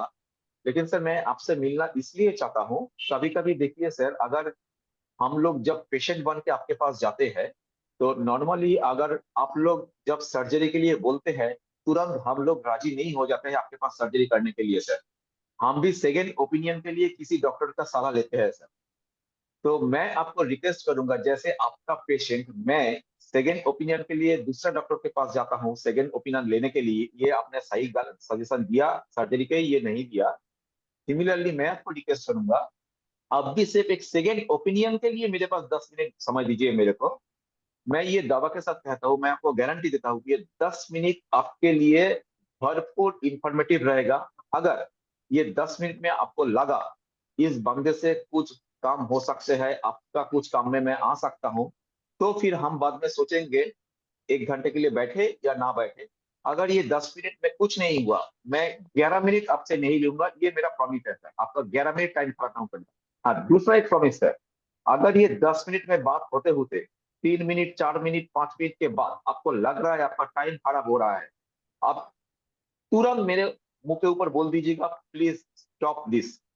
हम वो 3 मिनट 4 मिनट 5 मिनट में ही स्टॉप कर देंगे, ये मेरा प्रॉमिस है सर। लेकिन सिर्फ डॉक्टर घोष के रेफरेंस से आपको कॉल कर रहा हूँ, मेरे को 10 मिनट ही चाहिए मेरा इंट्रोडक्शन देने के लिए, सेकेंड ओपिनियन लेने के लिए सर। बस यही स्पीच देता हूँ। Very fantastic, very good, very good, very good. और अगर समझो आप गए हो, रेफरेंस से मिले गए हो, तो ये जो इम्पोर्टेंट है ना, 10 मिनट, दोस्तों पॉलिसी भले 1 घंटा मीटिंग करते हो, लेकिन उसमें से 3 से 4 मिनट में जो आप बात करते हो ना, जो उसके दिल तक पहुंच जाती है, और उसको लगता है नहीं यार करोड़ का इंश्योरेंस देना चाहिए, 2 करोड़ का ले, तो एक पंचिंग पॉइंट डॉक्टर के लिए क्या बोलते सर वो नॉर्मली जब बैठते हैं तो पहले तो जो आप लोगों ने सीखा है, जो एप्लीकेशन करना, जो एक्नॉलेज करना, उसको पढ़ने का कोशिश करते हैं। एंड मोस्टली ये भी होता है, मोस्ट ऑफ द केसेस उसके घर में ही अपॉइंटमेंट मिल जाते हैं। तो जब फोन में बातें करता है तो वो भी बताते हैं, तो वो शायद कभी बोलते हैं ठीक है आप हॉस्पिटल में आ जाइए, मेरे चेम्बर में आ जाइए। तो मैं कोशिश करता हूँ वो घर में अपॉइंटमेंट लेने के लिए, लेकिन सब ने नहीं देते हैं। मैं ये बोलता हूँ तब घर में लेने के लिए, सर एक्चुअली मैं आपका हॉस्पिटल में जा सकता हूँ, मैं आपके चेम्बर में जा सकता हूँ। सर क्या होते हैं एक्चुअली, जब देखिएगा हम लोग 1 घंटा अगर बातें करेंगे, उसमें कंसंट्रेशन 1 घंटा रहते नहीं है सर, उसमें कंसंट्रेशन सिर्फ 30 मिनट्स या 25 मिनट्स ही रहते हैं। लेकिन सर हम लोग जब बातें करेंगे सिर्फ 10 मिनट्स के लिए, उसके लिए पूरा 10 मिनट आपका और मेरा कंसंट्रेशन रहना जरूरी होते हैं। 1 घंटा में कुछ टाइम इधर उधर भटकते भी जाते हैं, हमारा दिमाग हमारा सोच, प्रॉब्लम नहीं होता है। लेकिन अगर 10 मिनट में कहीं ना कहीं भटक जाते हैं, तो वो इंपॉर्टेंस मिनट में निकल जाता है सर। क्योंकि उसी के ऊपर डिपेंड करेगा आपका और मेरा अगला सेशन बैठना है या नहीं बैठना। तो अगर सर आप कुछ माइंड ना कीजिए, अगर पॉसिबल है, ऐसा कुछ जगह में हम बैठे जहां आप प्रोफेशनल बिजी नहीं रहेंगे, आप हॉस्पिटल में चेम्बर में प्रोफेशनली बिजी रहेंगे। कहीं तो बीच में कोई आ गया तो वो 10 मिनट का 1 मिनट ब्रेक हो जाएगा, तो कहीं ना कहीं डिसीजन गलत हो सकते हैं। तो कहीं ना कहीं हम लोग एक कैफेटेरिया में बैठते हैं, अगर आप कंफर्टेबल हो तो हम घर में भी बैठ सकते हैं, नो इश्यू, हम आ जाएंगे। तो पहले घर नहीं बोलते हैं, पहले बोलते हैं कैफेटेरिया में बैठ जाते हैं, ऐसा बोल लेते हैं। तो क्योंकि डायरेक्टली घर बोलते हैं तो कोई कोई शायद ऑफेंस फील कर सकते हैं। तो ऐसे बोलते हैं, कोई हाँ बोलता है घर में, कोई बोलते हैं नहीं नहीं नहीं पॉसिबल नहीं है, आप चेम्बर में आ जाइए, हम टाइम दे देंगे, हम कंसंट्रेशन लेके ही बैठेंगे आपके साथ, ऐसा हो सकता होते हैं नॉर्मली। अभी उनके सामने जब बैठते हैं तो मेरे को 10 मिनट का ही है, तो 10 मिनट के मेरे को ये प्रूफ करना होते हैं मैं किस तरह का, किस लेवल का एडवाइजर हूँ। क्योंकि नॉर्मली नॉर्मली लोगों का जो दिमाग में जो LIC एजेंट या फिनेंशियल एडवाइजर बोल के जो पिक्चर लोगों के दिमाग में है, वो पिक्चर मेरे को हटाना है। मैं उसी तरह का है नहीं, नहीं हूँ, वो मेरे को दिखाना है। तो इसलिए पहले ही जब बैठता हूँ तो मैं बोलता हूँ सर आपका, ये मेरे को पता है आपका बहुत सारा जगह में इन्वेस्टमेंट है, आपका शेयर्स होगा, म्यूचुअल फंड्स होगा, प्रॉपर्टी होगा, आपका इंश्योरेंस होगा, बहुत सारा जगह में है। लेकिन सर एक चीज आप बता सकते हो, वो जो इन्वेस्टमेंट आपके पास है जहां पर भी हो, वो मेरे को जानने का इच्छा नहीं है, जहां पर भी हो, उसी सभी इन्वेस्टमेंट में आपने टैग लगा रखे हैं क्या? तो टैग मतलब, मैंने बोला सर जैसे मान लीजिए, टैग मतलब जैसे अभी आप हॉस्पिटल में हो तो आपका एक ID कार्ड होता है, कोई अगर IT सेक्टर में है उसका एक ID कार्ड होता है, तो ये पहचान है, पहचान। तो ऐसे ही आपका जो एसेट है, जो फिनेंशियल एसेट है, उसमें कुछ टैग लगा के रखे हैं। टैग ये है सर, आप वो वाला एसेट किस पर्पस के लिए खरीदे हैं। हो सकता है आपका रिटायरमेंट के लिए, हो सकता है बेटे के एडुकेशन के लिए, हो सकता है शादी के लिए, कुछ भी कुछ भी, किस पर्पस के लिए वो एसेट खरीदे हैं उसका कुछ टैग लगा के रखे हैं आपने? नहीं, ऐसा तो कुछ नहीं रखते हैं सर। एक्चुअली क्या होता है, आपका 10 मिनट की टाइम है, मेरे पास ऑलरेडी 3 मिनट निकल चुके हैं, 7 मिनट बचे हैं। नॉर्मली हम लोग सर कहीं भी जर्नी शुरू करते हैं ना, आज मेरे को आपके घर आना था सर, आज अगर आपके घर आना था मेरे को ये पहले से ही पता था, इसलिए मैं घर से निकलते हुए राइट साइड में गाड़ी लूंगा या लेफ्ट साइड में गाड़ी लूंगा, ये पहले से ही मेरे दिमाग में था। सिमिलरली सर फिनेंशियल प्लानिंग अगर करना है, आपको कहाँ जाना है, कहाँ पहुंचना है, दिल्ली जाना है, मुंबई जाना है, चेन्नई बेंगलोर जाना है, कहाँ जाना है, ये जानना पहले जरूरी होता है सर, नंबर 1। उसके बाद सर व्हीकल चूज कर सकते हो आप, पैदल जाओगे, कार में जाओगे, फ्लाइट में जाओगे, उसके बाद व्हीकल चूज कर सकते हो सर। माई एक्सपीरियंस मोस्टली मैं देखा, लोगों को डेस्टिनेशन पता नहीं है, लेकिन वो व्हीकल में चढ़ बैठे, वो व्हीकल कहाँ जाए ना जाए, जैसे आईयू में सिखाते हैं कोर्स में, बोलते हैं ना, कोई भी बस में बैठ गए तो बस के ऊपर नंबर नहीं लिखा रहा, तो कोई भी बस में बैठ गए तो बस कहाँ जाएगा तुमको पता ही नहीं है। जैसे एजेंसी के करियर के लिए आप बोलते हो, ताकि आप एमडीएटी करना चाहते हो, सीओटी करना चाहते हो, गैलेक्सी क्लैप करना चाहते हो, वो टैग कहाँ है आपके ऊपर जो आप लोग सिखाते हो। एक बस में बैठ गए तो टैग तो लगा लो। तो सिमिलरली सेम चीज मैं जस्ट थोड़ा ट्विस्ट करके क्लाइंट के साथ करता हूँ कि आपका डेस्टिनेशन पहले फिक्स कीजिए, उसके बाद व्हीकल चूज कीजिए। बट आप नॉर्मली देखते हैं व्हीकल में चढ़ के बैठ जाते हैं, डेस्टिनेशन कहाँ भी जाएगा तो चलेगा। ये होना नहीं चाहिए। तो ये कहीं ना कहीं अट्रैक्ट करते हैं उसको बैलेंस 3 मिनट सुनने के लिए। वेरी गुड मानस, आपको रियली बोलता हूँ दोस्तों, अपना बिजनेस सीक्रेट इतने ओपनली दिल खोल के कोई नहीं बोलता। मुझे लगता है जितने भी दोस्त यहाँ उपस्थित है और जिनको डॉक्टर्स को वगैरह या बड़े अच्छे प्रोफेशनल को मिलना है, उनके लिए बहुत बड़ा टूल दिया है कि शुरुआत कैसे करें, क्या करें। बराबर है ना दोस्तों? ये एक्सपीरियंस का निचोड़ है। जो सीखा वो इम्प्लीमेंट किया, सीखा इम्प्लीमेंट किया, सीखा ये बेसिक कोर्स में बताया था कि कहाँ डेस्टिनेशन, कहाँ पहुंचना है। और बहुत बढ़िया मानस जी। मैं ब्रिजेश जी के पास आऊंगा। ब्रिजेश जी, अमल भाई मैं कुछ ऐड करूंगा। यस जरूर। मानस भाई आपका प्रेजेंटेशन देख के मुझे भी इतना रिस्पेक्ट लगा आपके ऊपर। द लेवल यू टॉक की, हम जब मिलते हैं तो इतनी बातें नहीं होती पर्सनली, लेकिन आज आपके बारे में बहुत कुछ जानने को मिला। लेकिन एक बात है, डॉक्टर या कोई भी पॉलिसी लेवे ना लेवे, हम आपका दीवाना हो जाएगा, ये बात गारंटेड है। उसको लगेगा आदमी को दोबारा, और ये कर लिया ना, पहले हम पसंद आ गए फिर पॉलिसी तो आती है आती है। अभी आप पता चला आपका सक्सेस का राज क्या है। वो दिन बहुत बड़ा सक्सेस का लिस्ट आया था व्हाट्सएप के ऊपर। यस यस, तो थैंक यू सर। सवाल ही नहीं। थैंक और यू। बोलते हैं ना कि पॉलिसी बाद में बिकती है, पहले बिकता है एजेंट खुद मुझे मुझे तो अपने ऐसा आप को लगता है आपको कन्वेंशन में, बॉम्बे कन्वेंशन में स्पीकर करके बुलाना चाहिए। ऐसी मेरी इच्छा हो गई अभी। आई तो भगवान ने सवाल ही नहीं। आपका कोई ही बड़ा डिजर्व, ही ऐसा कुछ, डिजर्व, ही बहुत बड़ा डिजर्व। कुछ काम करो मानस भाई कि लोग आपको लाइन लगा के सुनने को आवे। भरत पारेख जी ने बॉम्बे कन्वेंशन के लिए हाँ कर दिया है, तो सबके लिए गुड न्यूज है। Wow lovely. और अहमदाबाद कन्वेंशन में आ रहे हैं भरत पारेख जी। 5 और 6 तारीख को अहमदाबाद में कन्वेंशन है। बॉम्बे कन्वेंशन ऑलरेडी भरत पारेख ने बोल दिया है सर, बॉम्बे कन्वेंशन में ऐसे तो बहुत बड़े बड़े हस्ती आ रहे हैं। तो हम लोग आगे बॉम्बे कन्वेंशन की बात यस। सो ब्रिजेश जी के पास आऊंगा मैं। ब्रिजेश जी, सर आप पहले जॉब करते थे बहुत बड़े well known group Modi group में। बहुत सारे दोस्त यहाँ भी उपस्थित हैं। वो भी शायद शायद हो सकता है किसी अच्छे फर्म में, ऑर्गेनाइजेशन में काम करते होंगे, पार्ट टाइम एजेंसी भी करते होंगे। लेकिन दो तरह के एजेंट है। एक शायद जहां जॉब करते हैं वहां पॉलिसी करने की कोशिश करते हैं, या वहां बोलती ही नहीं कि मैं एजेंट हूं, और वो तो ओनर तक पहुंच ही नहीं सकते।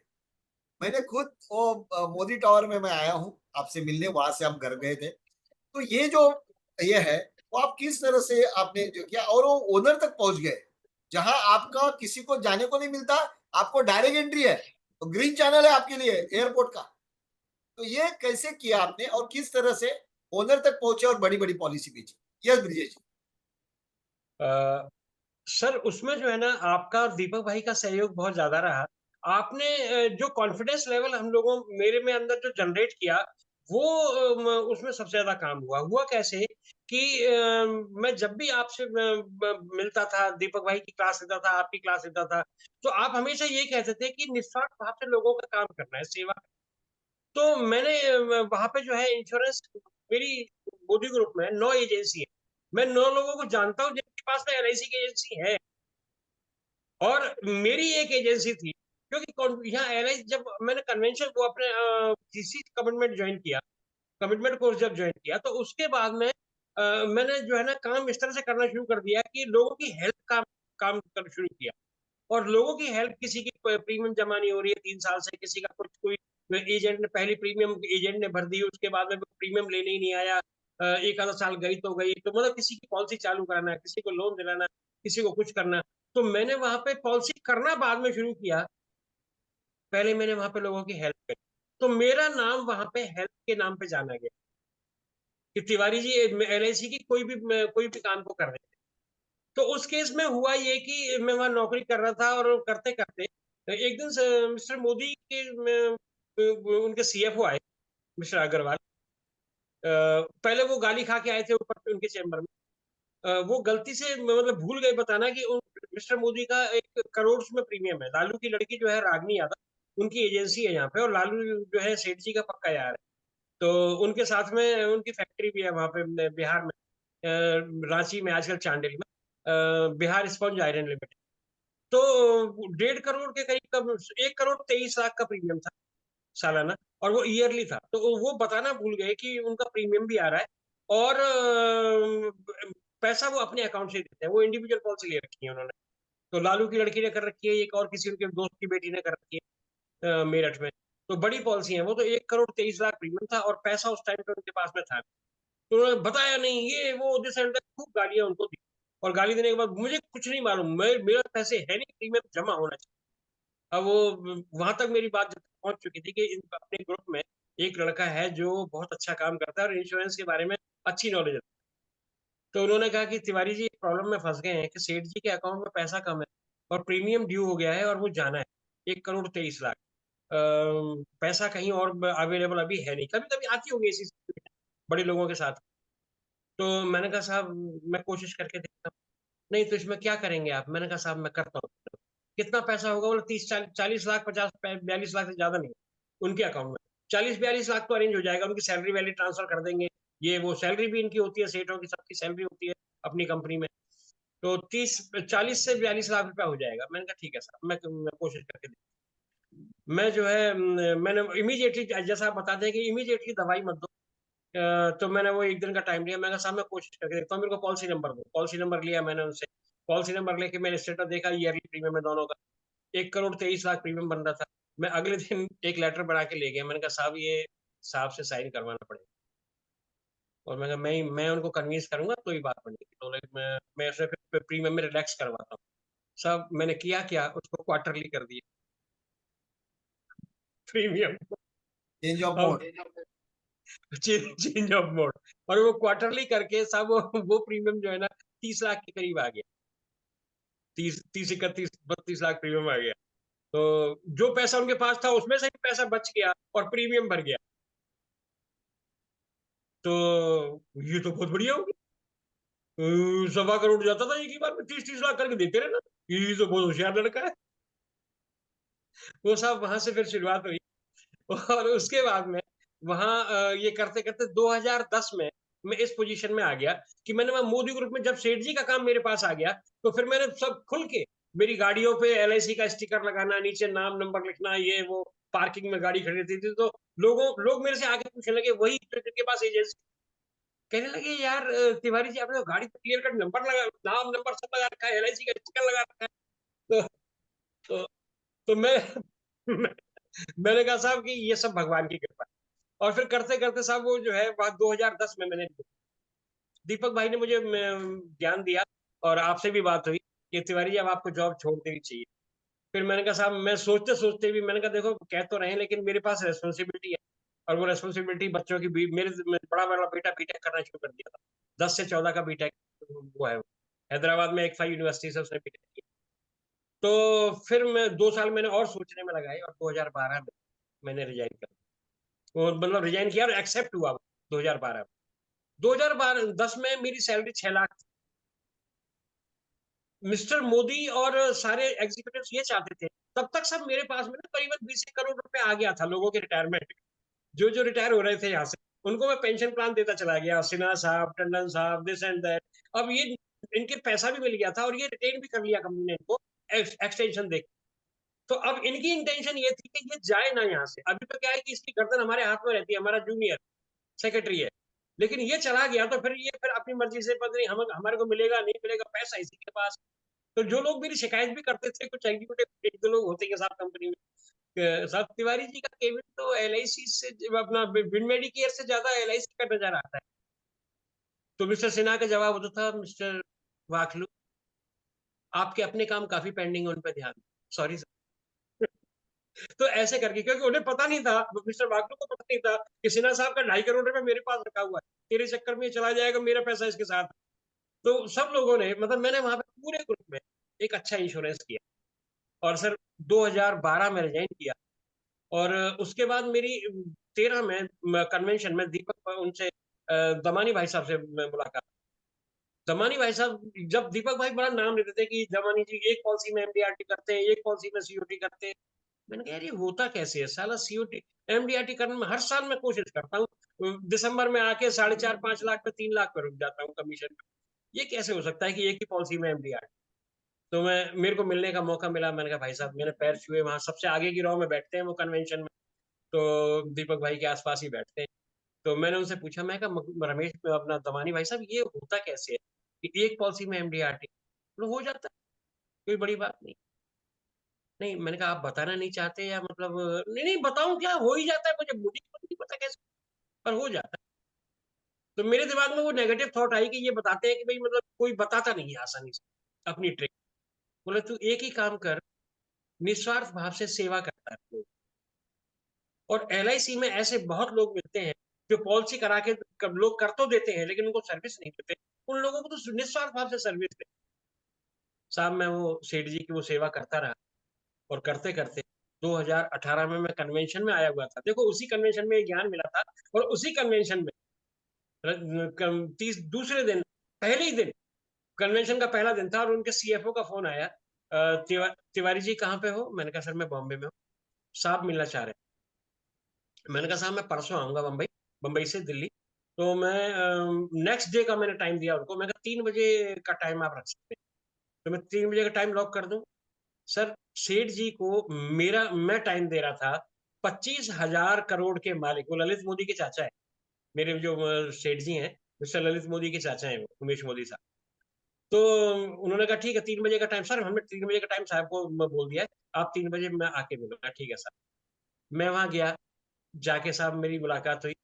तो देखो ये आपकी हाइट है दीपक, अमोल भाई, आप लोगों ने जिस तरह से हम लोगों को नर्चर किया उस पीरियड में, उन्होंने कहा इसका बीमा कर दे, छोटे वाले लड़के, छोटे वाले का, जयेश मोदी, उनके छोटे वाले बेटे। तो 5-6 लाख से ज्यादा मत करिए। अब सब 5-6 लाख यदि मैं नॉर्मल एजेंट होता, आईओई में नहीं आया होता, तो 5-6 लाख शायद मैं समय शॉर्ट समझता, ज्यादा से ज्यादा 5-6 लाख हो सकता है मैं हद मार के ईयरली प्रीमियम समझ लेता, मैं उतना कर देता। पर आपने जो हाइट मतलब दिमाग में कॉन्फिडेंस भर दिया था, तो मैंने वहीं ऐसे ही बोला तुक्के में। मैंने कहा साहब वो एज के हिसाब से वो 1,50,000 ऊपर नीचे, हाँ वो कोई बात, वो कोई बात। तो साहब मैंने पहली ही बार में 20 करोड़ का बीमा किया उनका, वाह वाह। जीवन आनंद, 72 लाख प्रीमियम आई सालाना, 35 साल के लिए। तो मैंने कहा दोस्तों साहब वो एक 6 यहाँ यहाँ मैं एक ब्रिजेश जी एक ही सेकंड के लिए रुकाऊंगा। दोस्तों ये मैसेज क्या है ना कि आज लोग बोलते हैं ना मुझे शॉर्ट टर्म भरना है, शॉर्ट टर्म भरना है, शॉर्ट टर्म भरना है।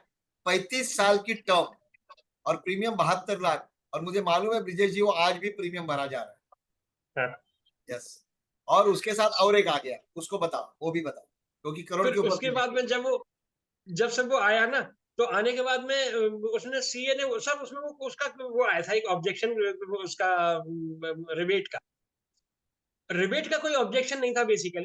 पर जो सीएफओ था उसने अपने हाथ धोए थे कि कल को मेरे को ना सेठ जी निकाल, क्योंकि इंश्योरेंस में रिबेट चलता है, उनको सबको पता है। लेकिन अब यदि वो रिबेट की बात नहीं होती, तो वो क्या करता है कि वो बाद में कोई ना कोई उसके अगेंस्ट कान भर देता, बोले साहब तिवारी जी से अखिल ने अच्छा खासा माल लिया। तो वहां पिन मारने वाले सेठ जी के पास बहुत सारे लोग होते हैं।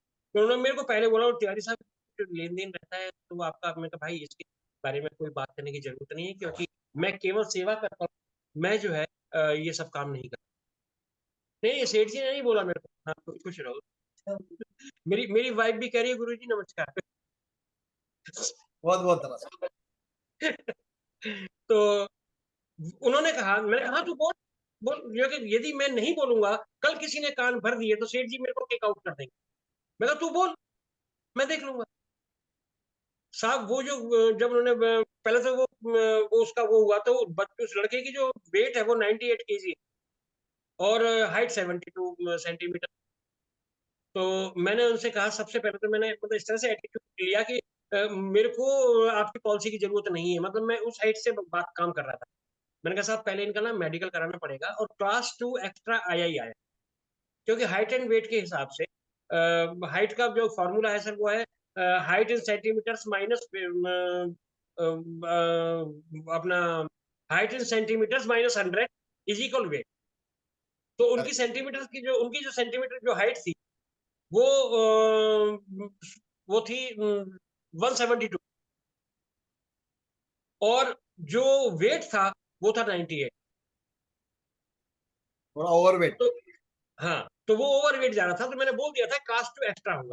फिर साहब उन्होंने जो है वो डॉक्टर डैंग, इन बड़े लोगों की जो लेबोरेटरी है वो डॉक्टर डैंग लेबोरेटरी होती है, तो डॉक्टर डैंग में उन्होंने वो कराए, टेस्ट कराए। टेस्ट के बाद मैंने सब पे वो अंडरलाइन कर दिया, रेड रेड रेड, मतलब जो जो बॉर्डर टच कर रही थी चीजें। तो लड़का स्मोक भी करता था थोड़ा बहुत। उसने, मैंने पर्सनली जब उनसे पूछा, मैंने कहा साहब कोई वगैरह, कोई ड्रिंक वगैरह, बोला हाँ ओकेजनली होता है, लेकिन डैड डैड को नहीं बताना, ओकेजनली होता है। तो मैंने वो भी उसमें लिखा, मैं कल कोई बात होगी तो मेरी नौकरी तो गई गई, मैं वैसे ही अंदर, ये मुझे वैसे ही अंदर करा देंगे। तो मैंने सब चीज उसमें क्लियर कट लिखी। और साहब उस टाइम पे हमने एक कोर्स किया था लोनावाला में, वो भल्ला जी के साथ, जो सीए कोर्स सीए कोर्स जो टाउन किया था, एम्बेसडर। ये क्राउन एम्बेसडर। तो उसमें भल्ला जी के साथ भी जानकारी होगी। तो भल्ला जी से मैंने बात करी, बोला तिवारी जी बेझिझक लिख दो, इन लोगों की, ये बड़े बड़े लोग हैं, इनके लिए एलआईसी हाथ पसार के बैठी हुई है, आराम से हो जाएगा। मैंने कहा ठीक है सर। इधर मैंने क्लास 2 के लिए उनको एग्री करा लिया, और साहब वो हमने केस फिर पुट किया उनको रिपोर्ट दिखाने के बाद। और वो सर उसमें तो थोड़ी लंबी कहानी हो जाएगी, मैंने वो कैसे पास कराया। और वो मतलब मेडिकल सबमिट करने के बाद 4 दिन बाद ओआर में पास हुआ, 20 करोड़ का केस। अमल भाई, हमारे कमल भाई पैनल पे है, यस तो उनको भी कुछ बोलना है यस प्रोस्पेक्टिव कमल जी, बने। वीडियो चालू कीजिए। हाँ, और दूसरी बात ये थी, आज 9 से 12 और 3 से 6 हमारे अमित भाई का स्पेशल सेशन है। सबको Yes. पता है, बहुत लोगों ने ऑलरेडी ज्वाइन कर लिया है। ऑनलाइन प्रोस्पेक्टिंग, लीड मैनेजमेंट कैसे करना, ऑनलाइन बिजनेस कैसे करना, उसके बारे में बहुत पावरफुल सेशन। यस बता रहा। Yes Kamal ji, good morning good morning good good morning. Morning, excellent morning. Tiwari ji, आपको सुन के पूरे दिन को क्या क्या करना, वो मतलब लिस्ट चेंज हो गया, दूसरे लोगों को मिलना दिमाग में बैठ गया। और आपने जो कहा कि सर्विसिंग से एंट्री मिलती है ना, तो स्ट्रांग बेस हो जाता है। अब मैं आऊंगा मानस जी के ऊपर कि सर, सैल्यूट टू यू। भाई कमल भाई, जो बीच में थोड़ा रोको। ये जी, बहुत बड़े मोदी ग्रुप के मैनेजर थे। हम लोग मिल के इनके लिए बहुत कुछ कर सकते हैं। तिवारी जी के दुनिया की सबसे बड़ी पॉलिसी भेज सकते हैं, क्योंकि मोदी, ललित मोदी के चाचा उनके सेठ है। हाँ, तो हम मिल के कुछ करते हैं। चलो इनके, जरूर जरूर जरूर सर। सर, मेरी तो जो इच्छा है आदमी, बहुत बड़ा धमाका करे, जितना जरूर अब सर, तक समय चढ़ा है उसका प्रीमियम आवे, ऐसा कुछ बात करते हैं। सर इनके लिए इजी है। जो कॉम्पिटिटर का उन्होंने नाम दिया, जिसकी पॉलिसी उन्होंने सर्विस की, वो कॉम्पिटिटर को कोई हरा ही नहीं सकता। उसके बावजूद इतनी बड़ी पॉलिसी इतने हक से बात करके बेचना, ये आईओई ने दी हुई ताकत है। तिवारी जी, मानते हैं आप? बिल्कुल मानता हूँ सर, ये ताकत दीपक भाई की दी हुई है, अबुल भाई की दी हुई hats off to you, hats off to you. है। Thank you sir. जो एजेंट डॉक्टर का काम नहीं करते हैं, उनको मैं बोलता हूँ कि ये दिमाग से ये वहम निकाल दीजिए कि डॉक्टर डिफिकल्ट कस्टमर है। देखिए, कितनी भी मंदी आ जाए, डॉक्टर और रेस्टोरेंट, हमारा प्रभाकर रेस्टोरेंट के ऊपर काम करता है, और मैं खुद डॉक्टर्स के ऊपर काम करता हूँ। आपने देखा होगा, डॉक्टर का एक ही प्रोफेशन ऐसा है जो चिट्ठियां लिखते रहता है। डॉक्टर जितने रेफरेंस देता है ना, उतना रेफरेंस कोई प्रोफेशन किसी को भी नहीं देता है। आप एक्सरे यहाँ से निकालो, आप ईएनटी के पास इधर जाओ, आप पैथोलॉजी इधर कराओ, और उसका रेफरेंस कोई मना नहीं करता है सर। तो आप डॉक्टर्स में जरूर कोशिश कीजिए। और डॉक्टर का एक स्पेसिफिक टाइम होता है कि वो मेडिकल रिप्रेजेंटेटिव को मिलता है। तो या तो मेडिकल रिप्रेजेंटेटिव से पहले या मेडिकल रिप्रेजेंटेटिव से बाद में मिलके एक डॉक्टर को आपने अगर पटा लिया ना, तो 100 डॉक्टर इजी है। ये मेरा खुद का एक्सपीरियंस है। और आज जब सोशल मीडिया का जमाना है, तो हर एक प्रोफेशन में, मतलब मैं खुद कम से कम ऑप्थेल्मोलॉजिस्ट और डेंटिस्ट को तो जानता हूँ कि एक एक ग्रुप में 5-5 हजार ऑल ओवर इंडिया के डॉक्टर बातें करते हैं। और सिर्फ उनके प्रोफेशन की बातें नहीं करते, वो investment opportunities, returns on various products. और मानस जी, अगर मौका मिले तो ऐसे कोई एसोसिएशन में आपकी एक्सपर्टाइज की बात कीजिए, एक पिटारा खुल जाएगा। यही बेसिकली मुझे बोलना था। Thank you, have a great. Thank you sir, thank you sir. तो कमल भाई ने और एक अच्छा काम किया हमारे सभी पार्टिसिपेंट के लिए। 14 तारीख को एक कॉम्प्लीमेंट्री सेशन दिया है, सभी को एक गिफ्ट दिया है कि जनरल इंश्योरेंस में आने वाले क्लेम के जितने भी प्रॉब्लम है वो सॉल्व करके देने वाले हैं। मतलब पूरा होल हार्टेडली सपोर्ट, मतलब कोई उनका एक पैसे का इंटरेस्ट नहीं है, और सबको हमारे एजेंट को मदद करना था। 14 तारीख को शाम को है, पोस्टर ग्रुप में आपको मिल जाएंगे। या ओवर टू मानस भाई। यस, जैसे कहा कमल जी ने और या मानस जी ने, doctors is a very good professional prospect बोल सकते हो, क्योंकि मेरे पास भी एक डेंटिस्ट की बात की, और इंडिया के बहुत बड़े डेंटिस्ट की पॉलिसी मेरे पास है, जो ऋतिक रोशन, प्रियंका चोपड़ा इसकी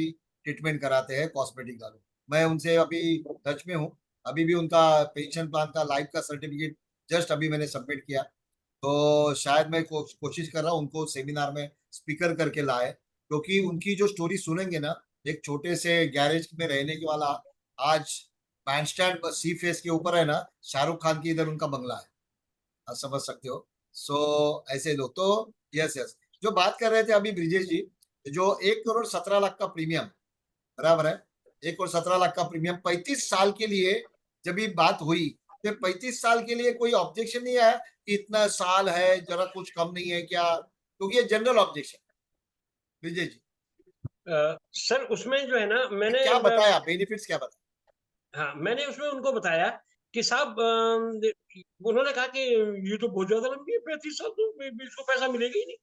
मैंने कहा साहब ये जो है इंश्योरेंस जो है ना, जितना लंबा इंश्योरेंस होता है लाइफ रिस्क, क्योंकि यहाँ से आगे जो शरीर में जो विकार आएंगे, वो एज बढ़ते बढ़ते विकार आना शुरू हो जाते हैं, शरीर के अंदर बीमारी आना शुरू हो जाती है, और उस टाइम पे हम चाह के भी बीमा नहीं ले सकते। मैंने कहा सर आज आप चाहें तो आपको बीमा नहीं मिलेगा, और जयेश सर चाहें तो उनको और आप कहेंगे कि 20 करोड़ का और कर दो तो 20 करोड़ का और मिल जाए। ये आज एलआईसी की खूबसूरती ये है कि ये आज बीमा हो सकता है, जब बीमा तब नहीं होता जब इसकी जरूरत होती है, और बीमा तब होता है जब इसकी जरूरत नहीं होती। साहब आज आपको इसकी जरूरत है तो इसको आपको बीमा, आपका बीमा नहीं होगा, लेकिन आज जयेश सर को जरूरत नहीं है बीमे, उनको कितना भी बीमा मिल सकता है। जितना लंबा समय उतनी प्रीमियम, मैंने ऐसे इशारा करके बताया, उतनी प्रीमियम छोटी, और जितना और मेच्योरिटी उतनी ही मोटी बड़ी।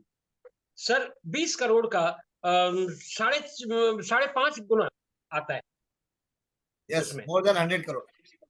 है ना साहब। तो वो 120 का मतलब 20 करोड़ का तो बीमा रहेगा लाइफ टाइम, और 108 करोड़ रुपया उसमें आएगा। तो अभी वो लोग तो मैंने मेरे लड़की 125 करोड़ का बीमा करा रखा है मेरा, वो उनको मैच्योरिटी को बीमा बताते, 20 करोड़ नहीं बताते।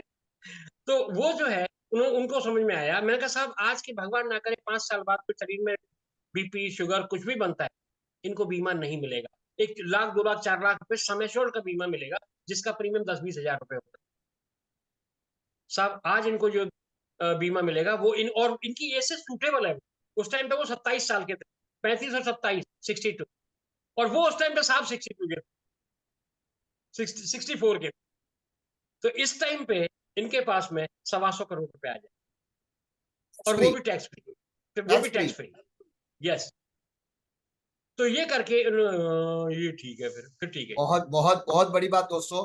तो यहाँ जो हम लोग बेसिक कोर्स में बता दें कि बेनिफिट से शुरुआत करो, ना कि सम एश्योर्ड से, ना कि बेनिफिट्स एडवांटेज फीचर्स, जो एक बेसिक कोर्स का बहुत बड़ा पिलर है। और दोस्तों इंपॉर्टेंट क्या है, देखो 100 करोड़ डेयरिंग ये चैलेंजेस का सीरीज चालू है, और वो जो अभी हम लोग नीचे नीचे आ रहे हैं टुवर्ड्स द एंड, लेकिन 100 करोड़ का चैलेंज ले लो ना, 100 करोड़ की मैच्योरिटी बताने का। This is the magic of FAB of LIC, final life bonus long term policy. और ये बताने के लिए डेयरिंग करो, जरूर आपकी भी पॉलिसी होगी, एक पॉलिसी में एमडीआईडी होगा। इसका मतलब दोस्तों 1 करोड़ 17 लाख का प्रीमियम आज भी आ रहा है, इसका मतलब 5% का रिन्यूअल। इसका मतलब ऐसे अगर 10 भी मिले ना आपको जिंदगी में पूरे एजेंसी करियर में, तो 10 करोड़ का तो प्रीमियम हो गया। तो 10 करोड़ का 5%, 50 लाख तो आपकी पेंशन हो गई यार। यस विजय जी। सर जो मैंने 85,000 साल पे ज्वाइन किया था, 7,000 रुपए महीने, 12 7 84, 7,000 पे ज्वाइन किया था मैंने वहां, और 85,000 पे ज्वाइन किया, और 8.5 मतलब 85,000 के बीच में पॉइंट लगा दिया, 8.5 लाख पे मैंने ज्वाइन किया, और वो 8.5 लाख वो मुझे आज भी दे रहे हैं। मतलब 17 पंजे 85, 17 1 करोड़ 17 लाख का जो वो 5% आ रहा है, वो 8.5 लाख तो आज भी आ रहा है। इसका मतलब जहां आप जॉब कर रहे हो उस ओनर की इंडस्ट्रीज की पॉलिसी अपने पास कैसे आए, इसके लिए बहुत बड़ा मिसाल था। मैं मानस जी के पास आऊंगा। मानस, डॉक्टर्स फील्ड जो होती है ना, डॉक्टर्स पर्टिकुलरली हमको एक मान्यता है, सभी डॉक्टर शायद ऐसे नहीं होते। एक प्रोफेशन है कि भाई शायद अभी जैसे कमल जी ने कहा पैथोलॉजिस्ट के पास जाओ, आपको ये चेकअप करो, और हमारे मानने है कि ये पैथोलॉजी के पास जाएगा ना, वहां से इनको कुछ पास ऑन होता है या क्रेडिट कोलैबोरेशन है। और इसके लिए जो मान्यता होती है, तो ऐसे लगता है कि यार इंश्योरेंस की बात करें, प्रीमियम की बात करें, यहाँ भी वो कुछ मांगे कि भाई मानस इतना प्रीमियम आ रहा है, तो यार मुझे कुछ देगा। ऐसा आपके साथ कुछ हुआ और आपने उसको किस तरह से हैंडल किया और बड़ा प्रीमियम लेके आए मानस जी? एक्चुअली हाँ सर, एक्चुअली क्या होता है मैंने मैं क्या बोलूँ, बाय गॉड ग्रेस मेरा जितना भी पॉलिसी होते हैं तो उसमें रिबेट का चक्कर, मतलब रिबेट का क्वेश्चन मेरे सामने आते ही नहीं है, पता नहीं क्यों, क्योंकि मेरा प्रेजेंटेशन इतना जबरदस्त रखे है, तो उसके बारे में सोचने के लिए उसको मौका भी नहीं मिलते। अभी भी मेरे को ये अपने जो रिबेट कोर्स हमने सीखे थे उसके बाद मेरे को ऐसा लगा, एक डॉक्टर के पास, एक डॉक्टर फैमिली में गए थे, तो बड़े भाई ह्यूमन डॉक्टर है और छोटे भाई है वेटरनरी डॉक्टर। तो अभी ये छोटे भाई जो वेटरनरी डॉक्टर है, नॉर्मली इन्होंने ही सब देखते हैं, बड़े भाई उतना कुछ दिमाग नहीं लगाते हैं। तो इन लोगों के पास जब वो जीवन श्री बंद हो रहा था, पहला वाला जीवन श्री 112 नंबर टेबल, उस टाइम दोनों भाई के कराए थे, 5-5 लाख का सामिश्वर था तब 2002 में। तो उसके बाद जब सेकेंड टाइम पॉलिसी करने के लिए गए थे, तो उन्होंने कहीं ना कहीं ये रिबेट के मामले सामने लाया, रिबेट देना पड़ेगा। और छोटा भाई बोल रहा है, बड़ा भाई कुछ नहीं इसमें इंटरफेयर करते हैं। तो मैं फॉर्म वगैरह फिलअप कर लिया, फॉर्म वगैरह फिलअप करके सब कुछ जितना बोलना था बोल लिया। जब बाहर निकल रहे थे, उस टाइम मेरा 4 व्हीलर नहीं था, मेरा 2 व्हीलर था। तो मैं उसके घर के बाहर निकले, उन्होंने चेक वगैरह सब दे दिया था। फिर भी कहीं ना कहीं उसके दिल में तसल्ली नहीं हो रहा था। फिर उन्होंने जब मतलब दरवाजा तक मेरे को सी एफ करने के लिए आए थे, फिर बोला कुछ सोचना। ठीक है मैं अभी दे दिया, लेकिन तो फिर भी कुछ सोचना। मैं तुरंत वो बाइक स्टैंड से निकल रहा था, फिर मैंने बाइक स्टैंड कर दिया। स्टैंड करने के बाद उनको बोला सर एक काम करते हैं, ये जो, अच्छा सॉरी, उन्होंने वो चेक चेक वापस ले लिया था। वो उनको रिबेट नहीं दे रहा था, चेक वापस ले लिया था। ये बहुत पुराना घटना है। तो लेकिन वो सिग्नेचर वाला फॉर्म मेरे बैग में था। तो वो मैंने निकलते वक्त उन्होंने बोल रहा था सीएफ करने के टाइम, बोला अच्छा वो फॉर्म तुम्हारे पास रह गया, मतलब ऐसा डाउट के साथ बात कर रहा था। तो मेरे को लगा वो तभी टेंशन में रह जाएगा। तो मैंने बोला सर नहीं, कोई नहीं इशू, फर्स्ट ये फॉर्म जमा करने के लिए पैसा चाहिए, पैसा तो मैं अपने पॉकेट से नहीं भरूंगा, अपने जेब से नहीं भरूंगा। तो एक काम करते हैं ना, ये फॉर्म भी आप रख सकते हैं, नो इशू। एक्चुअली उस टाइम मेरे पास ना एक बहुत बड़ा लालच था, बहुत बड़ा पॉलिसी का लालच था दोनों भाई का। लेकिन जब मैंने ये डिबेट कोर्स किए थे उसके बाद मेरे को उसी दिन मैंने ठान लिया था, मैंने सोच लिया था। हम लोग बोलते हैं ना, अगर कोई भी लड़की एक रात के लिए भी घर से बाहर रह जाते हैं ना, तो उसका जो काला धब्बा लग जाते हैं। एक बार हमने ये लालच छोड़ नहीं पाएंगे तो ये कभी भी नहीं छोड़ पाएंगे। आज ये दिन है जो मेरे को ये लालच छोड़ना पड़ेगा। तो उसी दिन मैंने वो पॉलिसी कहीं ना कहीं अ, वापस कर दिए थे, लेकिन वो रिबेट के चक्कर में नहीं आए थे, ताकि मेरे हाथ से दो पॉलिसी जा रहा है। मैं सोच रहा था आज मेरा अगर कैरेक्टर में काला थप्पा नहीं लगाना है, तो यही आज समय, आज छोटा पॉलिसी में अगर हम मतलब हम आपको रोक नहीं पाएंगे तो बाद में और भी लौटाते जाएंगे, मतलब लोग लूटते जाएगा मेरा काम। अभी नॉर्मली प्रेजेंटेशन इतना बढ़िया बना दिया, मतलब मेरे गुरुजन की कृपा से, लीडर लोगों के आशीर्वाद से जो प्रेजेंटेशन इतना बढ़िया होते हैं, उसमें बाय गॉड ग्रेस ये रिबेट का क्वेश्चन आते ही नहीं है, मैंने 99.99% चांस। फिर भी एक एक आध बार जो आ भी गए थे, उसमें डॉक्टर को मैंने ये सलाह दिए थे, ये सर एक्चुअली देखिए, स्पेशली अब जो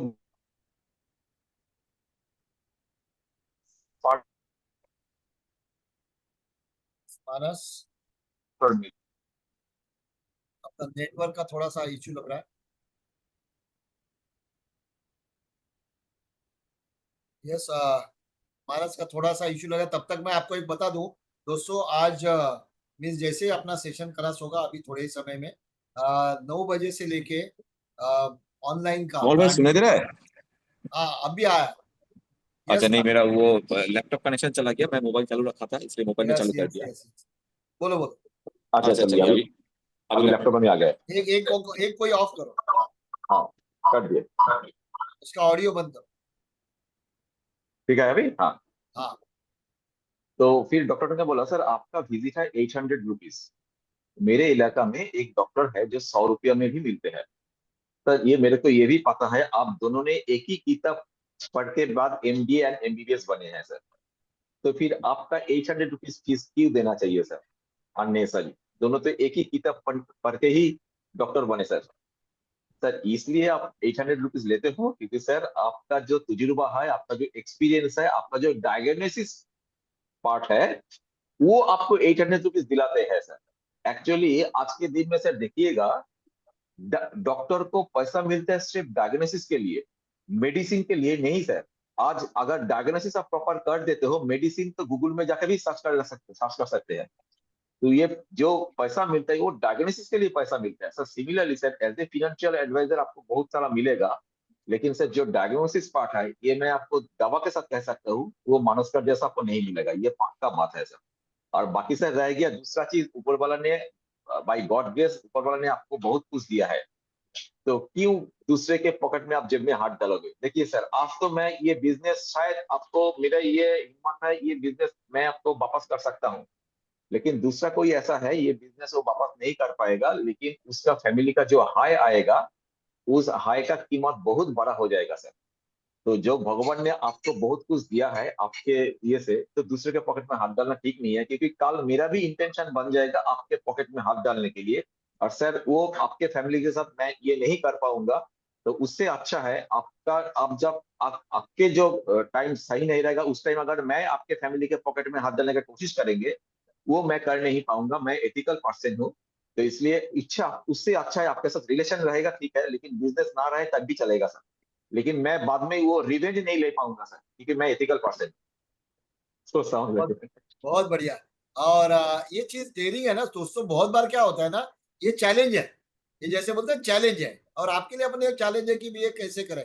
और शॉर्ट में बताऊंगा, समय कम है मानस, जो एक पॉलिसी में एमडीआईडी किया था उसके बारे में थोड़ा शॉर्ट में एक्सप्लेन करें कि कैसे किया सर एक ही एक्चुअली, पॉलिसी में हाँ MDID। Right sir. Sir actually ये 2 साल पहले ये डॉक्टर फैसला फर्स्ट टाइम मेरा क्लाइंट बने थे, तो उस टाइम एक्चुअली उनसे ही 44 लाख का प्रीमियम आए थे, लेकिन तब 3 पॉलिसी मिला थे, तो एक ही डॉक्टर से ही 3 पॉलिसी मतलब मैं ब्रेकअप करके दिया था। तो उसमें 44 लाख का, तो मतलब उसका डेढ़ इमीडिएटली बने थे, तो 2 साल पहले।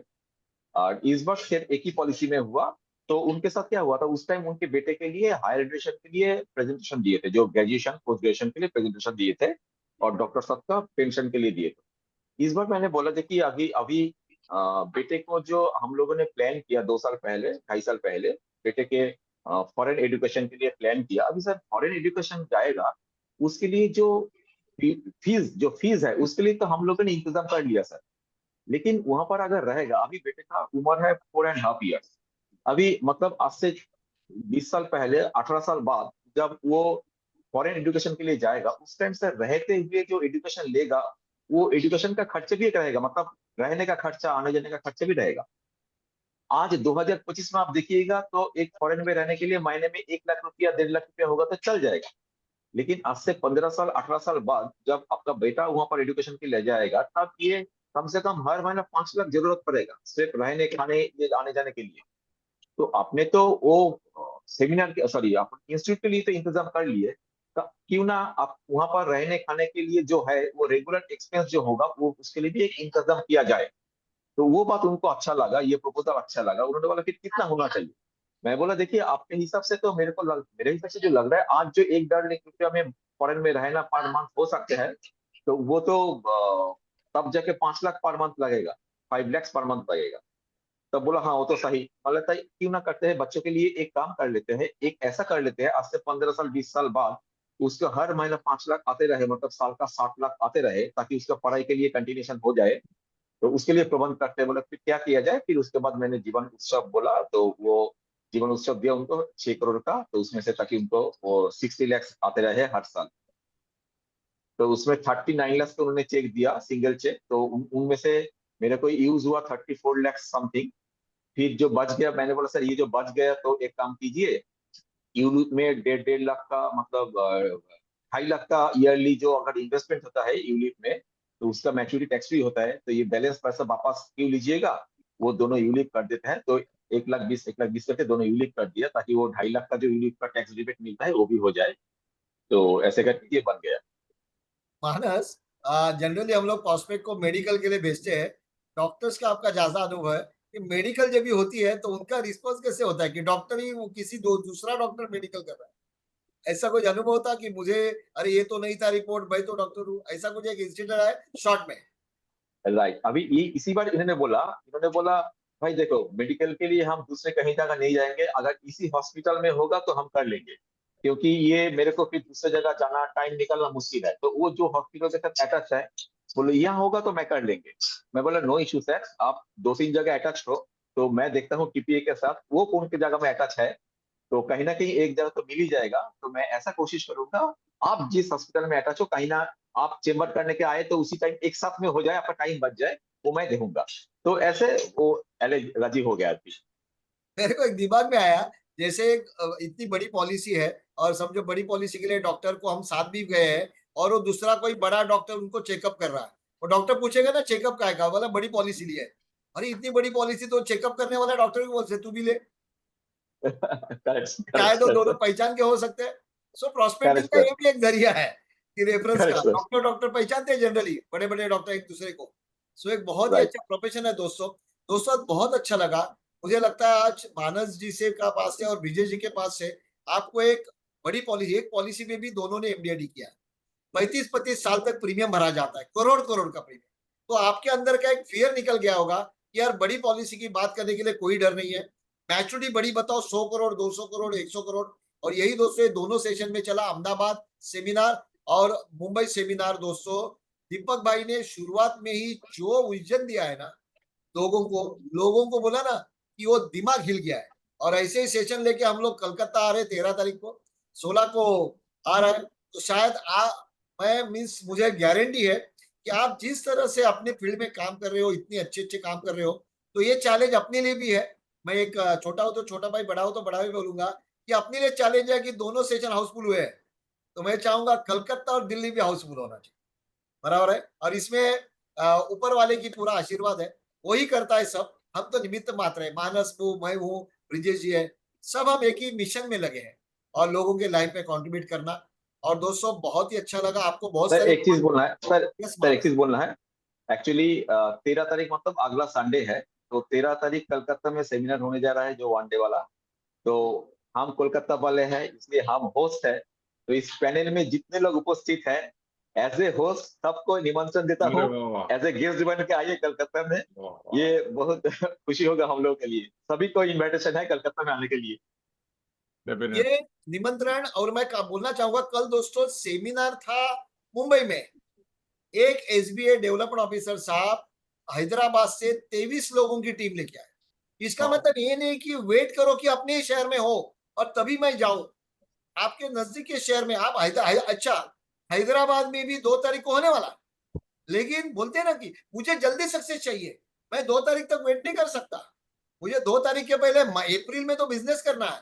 उठाया, उसमें लेडीज भी थी, लेडीज जेंट्स पकड़ के मनोज 23 भाई लोगों की कॉल। हैदराबाद में अमोल भाई हैदराबाद में गंपा नागेश्वर राव जी हमारे यस, बहुत अच्छे मित्र है, उन्होंने कल बोला मैं एक वीडियो दे देता हूँ, और उन्होंने बोला कि शंकर जी ने बोला कि सर हॉल बड़ा करो, 1000 वाला हॉल करो।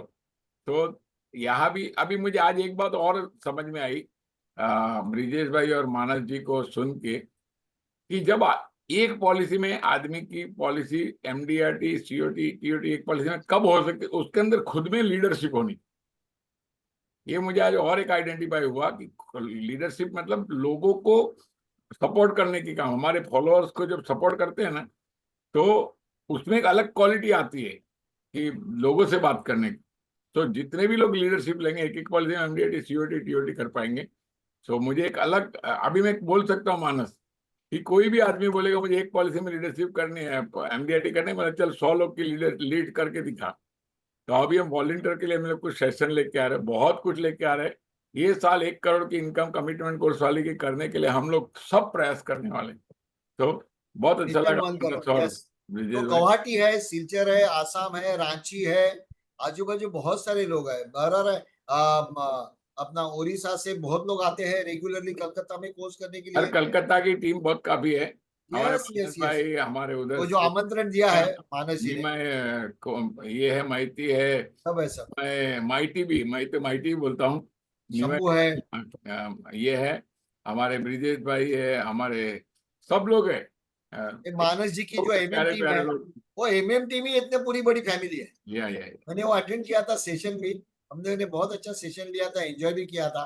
वहां गए थे वो मार्बल वगैरह के नदी के इधर, सो फैंटास्टिक। और मुझे पूरा भरोसा है कि ये they are, yes Vijay ji, एक पॉइंट। और बहुत से टाइम पे मानस भाई मुझे एयरपोर्ट से लेने को भी आते हैं, बहुत से टाइम एयरपोर्ट छोड़ भी देते हैं, क्योंकि ऑन द वे होता है और प्यार है।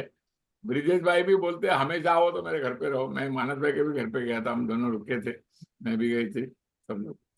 यस विजय जी कुछ बोल रहे थे। सर मुझे एक बात, एक ही बात याद आई थी अभी दीपक भाई की ना। जब मैंने बेसिक कोर्स किया था तो दीपक भाई की बेसिक कोर्स मैंने एक ही चीज ली थी, आपके से कुछ और ली थी, दीपक भाई से ली थी कि जो आपकी जेब में हाथ डाले उसकी जेब में आप हाथ डालो। सर मुझे उसका लेटेस्ट, मैं तब से मैंने शुरू कर दिया था, तो मेरा मोची, दूध वाला, सब्जी वाला, सब लोग मेरे को प्रीमियम देते हैं आज की डेट तक। अभी मेरे बेटे की शादी हुई थी 2023 में, आप आए थे उस रिंग सेरेमनी में। सर मैंने जो ना बैंड अपने यहाँ राजस्थान से बुलाया था, उन्होंने वो बैंड CWG में जो कॉमनवेल्थ गेम थे, वो इतना बड़ा बैंड है, ताज बैंड इंडोर, आप डाल के देखेंगे नेट पे, तो उन्होंने CWG में भी बैंड बजाया था। तो वो बैंड, वो हमारे पड़ोसी हैं और हमारे कुछ फैमिली उनके ऊपर ऑब्लिगेशन है। तो मोमडन फैमिली है, वो मुंशी बैंड के नाम से, ताज बैंड के नाम से, तो वो लोग यहाँ बैंड बजाने आए थे। तो जब यहाँ बैंड, जब उन्होंने मेरा ये घर देखा, तो वो वो नहीं जानते कि फ्लैट क्या होता है, वहां पे इतना फ्लैट फ्लैट का कुछ आइडिया होता नहीं है बयाना में, राजस्थान में। तो कह रहे हैं भैया पंडित जी के छोड़ा की तो बहुत बड़ी बिल्डिंग है, ऊपर गर्दन करते जाओ, इतनी ऊंची बिल्डिंग है। वहां जाके शोर काट दिया कि पूरा पूरा घर, बहुत बड़ा घर बना रखा है। मैंने उनसे कहा, उसके जो वो था सरताज, उसका जो मालिक था, मैं, सरताज ये बैंड कब तक बजाओगे? बोले पंडित जी जब तक ये गले में फूंक आती रहेगी, वो बैंड वैसे ही बजता है ना, वो तो गले में, मुंह से आवाज फूंक निकलती है, बोले जब तक गले में फूंक आती रहेगी बजाते रहेंगे। तो मैंने कहा जो तुम्हारे पिताजी हैं वो तो बैठ गए, बोले हाँ वो तो बैठ गए, उनकी अब आवाज भी निकल। बैंड वालों का ज्यादातर ये होता है कि आवाज भी बंद हो जाती है आगे चल, बहुत कम आवाज रह जाती अस्थमा की भी बीमारी हो सकती हो जाती है। तो मैंने कहा ये मैं ऐसा कुछ व्यवस्था कर दूं कि जिंदगी भर आपको बैंड भी ना बजाना पड़े और पैसा आता ही रहे। बोले साहब कितने क्या करना पड़ेगा उसके लिए? मैंने कहा कुछ भी नहीं है, 5-1 हजार रुपये महीने का खर्चा करना पड़ेगा और तुम्हारे को 15 हजार रुपये महीने आते रहेंगे जिंदगी भर, खेती बाड़ी तुम्हारे पास है। तो बोले ठीक है पंडित जी, मुझे 71 हजार रुपये देने थे उनको बैंड बजाने के। तो कह रहे ठीक है पंडित जी, तो मैंने 40 हजार उसमें से, मैंने कहा इसको ऐसा करते हैं फिलहाल 40 हजार रुपये इसमें से हम कर। बोले हाँ काट ले, कोई दिक्कत नहीं है, बाकी के पैसे दे दो। तो जब मैं पैसे देने गया तो वो घर पे आया हुआ था, मैंने फोन कर दिया था शादी के बाद, मैं बहन आ रहा हूँ तो पैसे लेने आया। तो वो मेरे को पैसे दे के गया, तो बाबूजी के सामने बोलता है, पंडित जी बाबूजी का हमने क्या बैंड बजाया है, इन्होंने असली बैंड तो इन्होंने बजाया है हमारा। क्या हम, हमने हमने तो एक बार लिए इनसे, अब ये बता रहे थे 21 साल देने पड़ेंगे हमें। कह रहे असली बैंड तो इन्होंने बजाया है हमारा। बहुत बढ़िया, बहुत बढ़िया, तो बहुत बढ़िया। बातें इतनी है, बहुत सारे एग्जाम्पल्स है, बहुत सारे अनुभव है।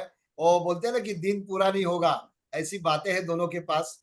खुद का इंश्योरेंस। आपका बेटे का पैकेज क्या है तिवारी जी? सर अभी 1.5 करोड़ के आसपास, दोस्तों छोटे वाले बहुत अच्छी लाइफ, बहुत अच्छा परिवार, बहुत अच्छे छोटे छोटे दो नाती नाती एंजॉय कर रहे हैं। और पेंशन है, खुद जीवन आनंद में, जीवन शांति में। आपने शांति। खुद की इन्वेस्टमेंट कितनी की है?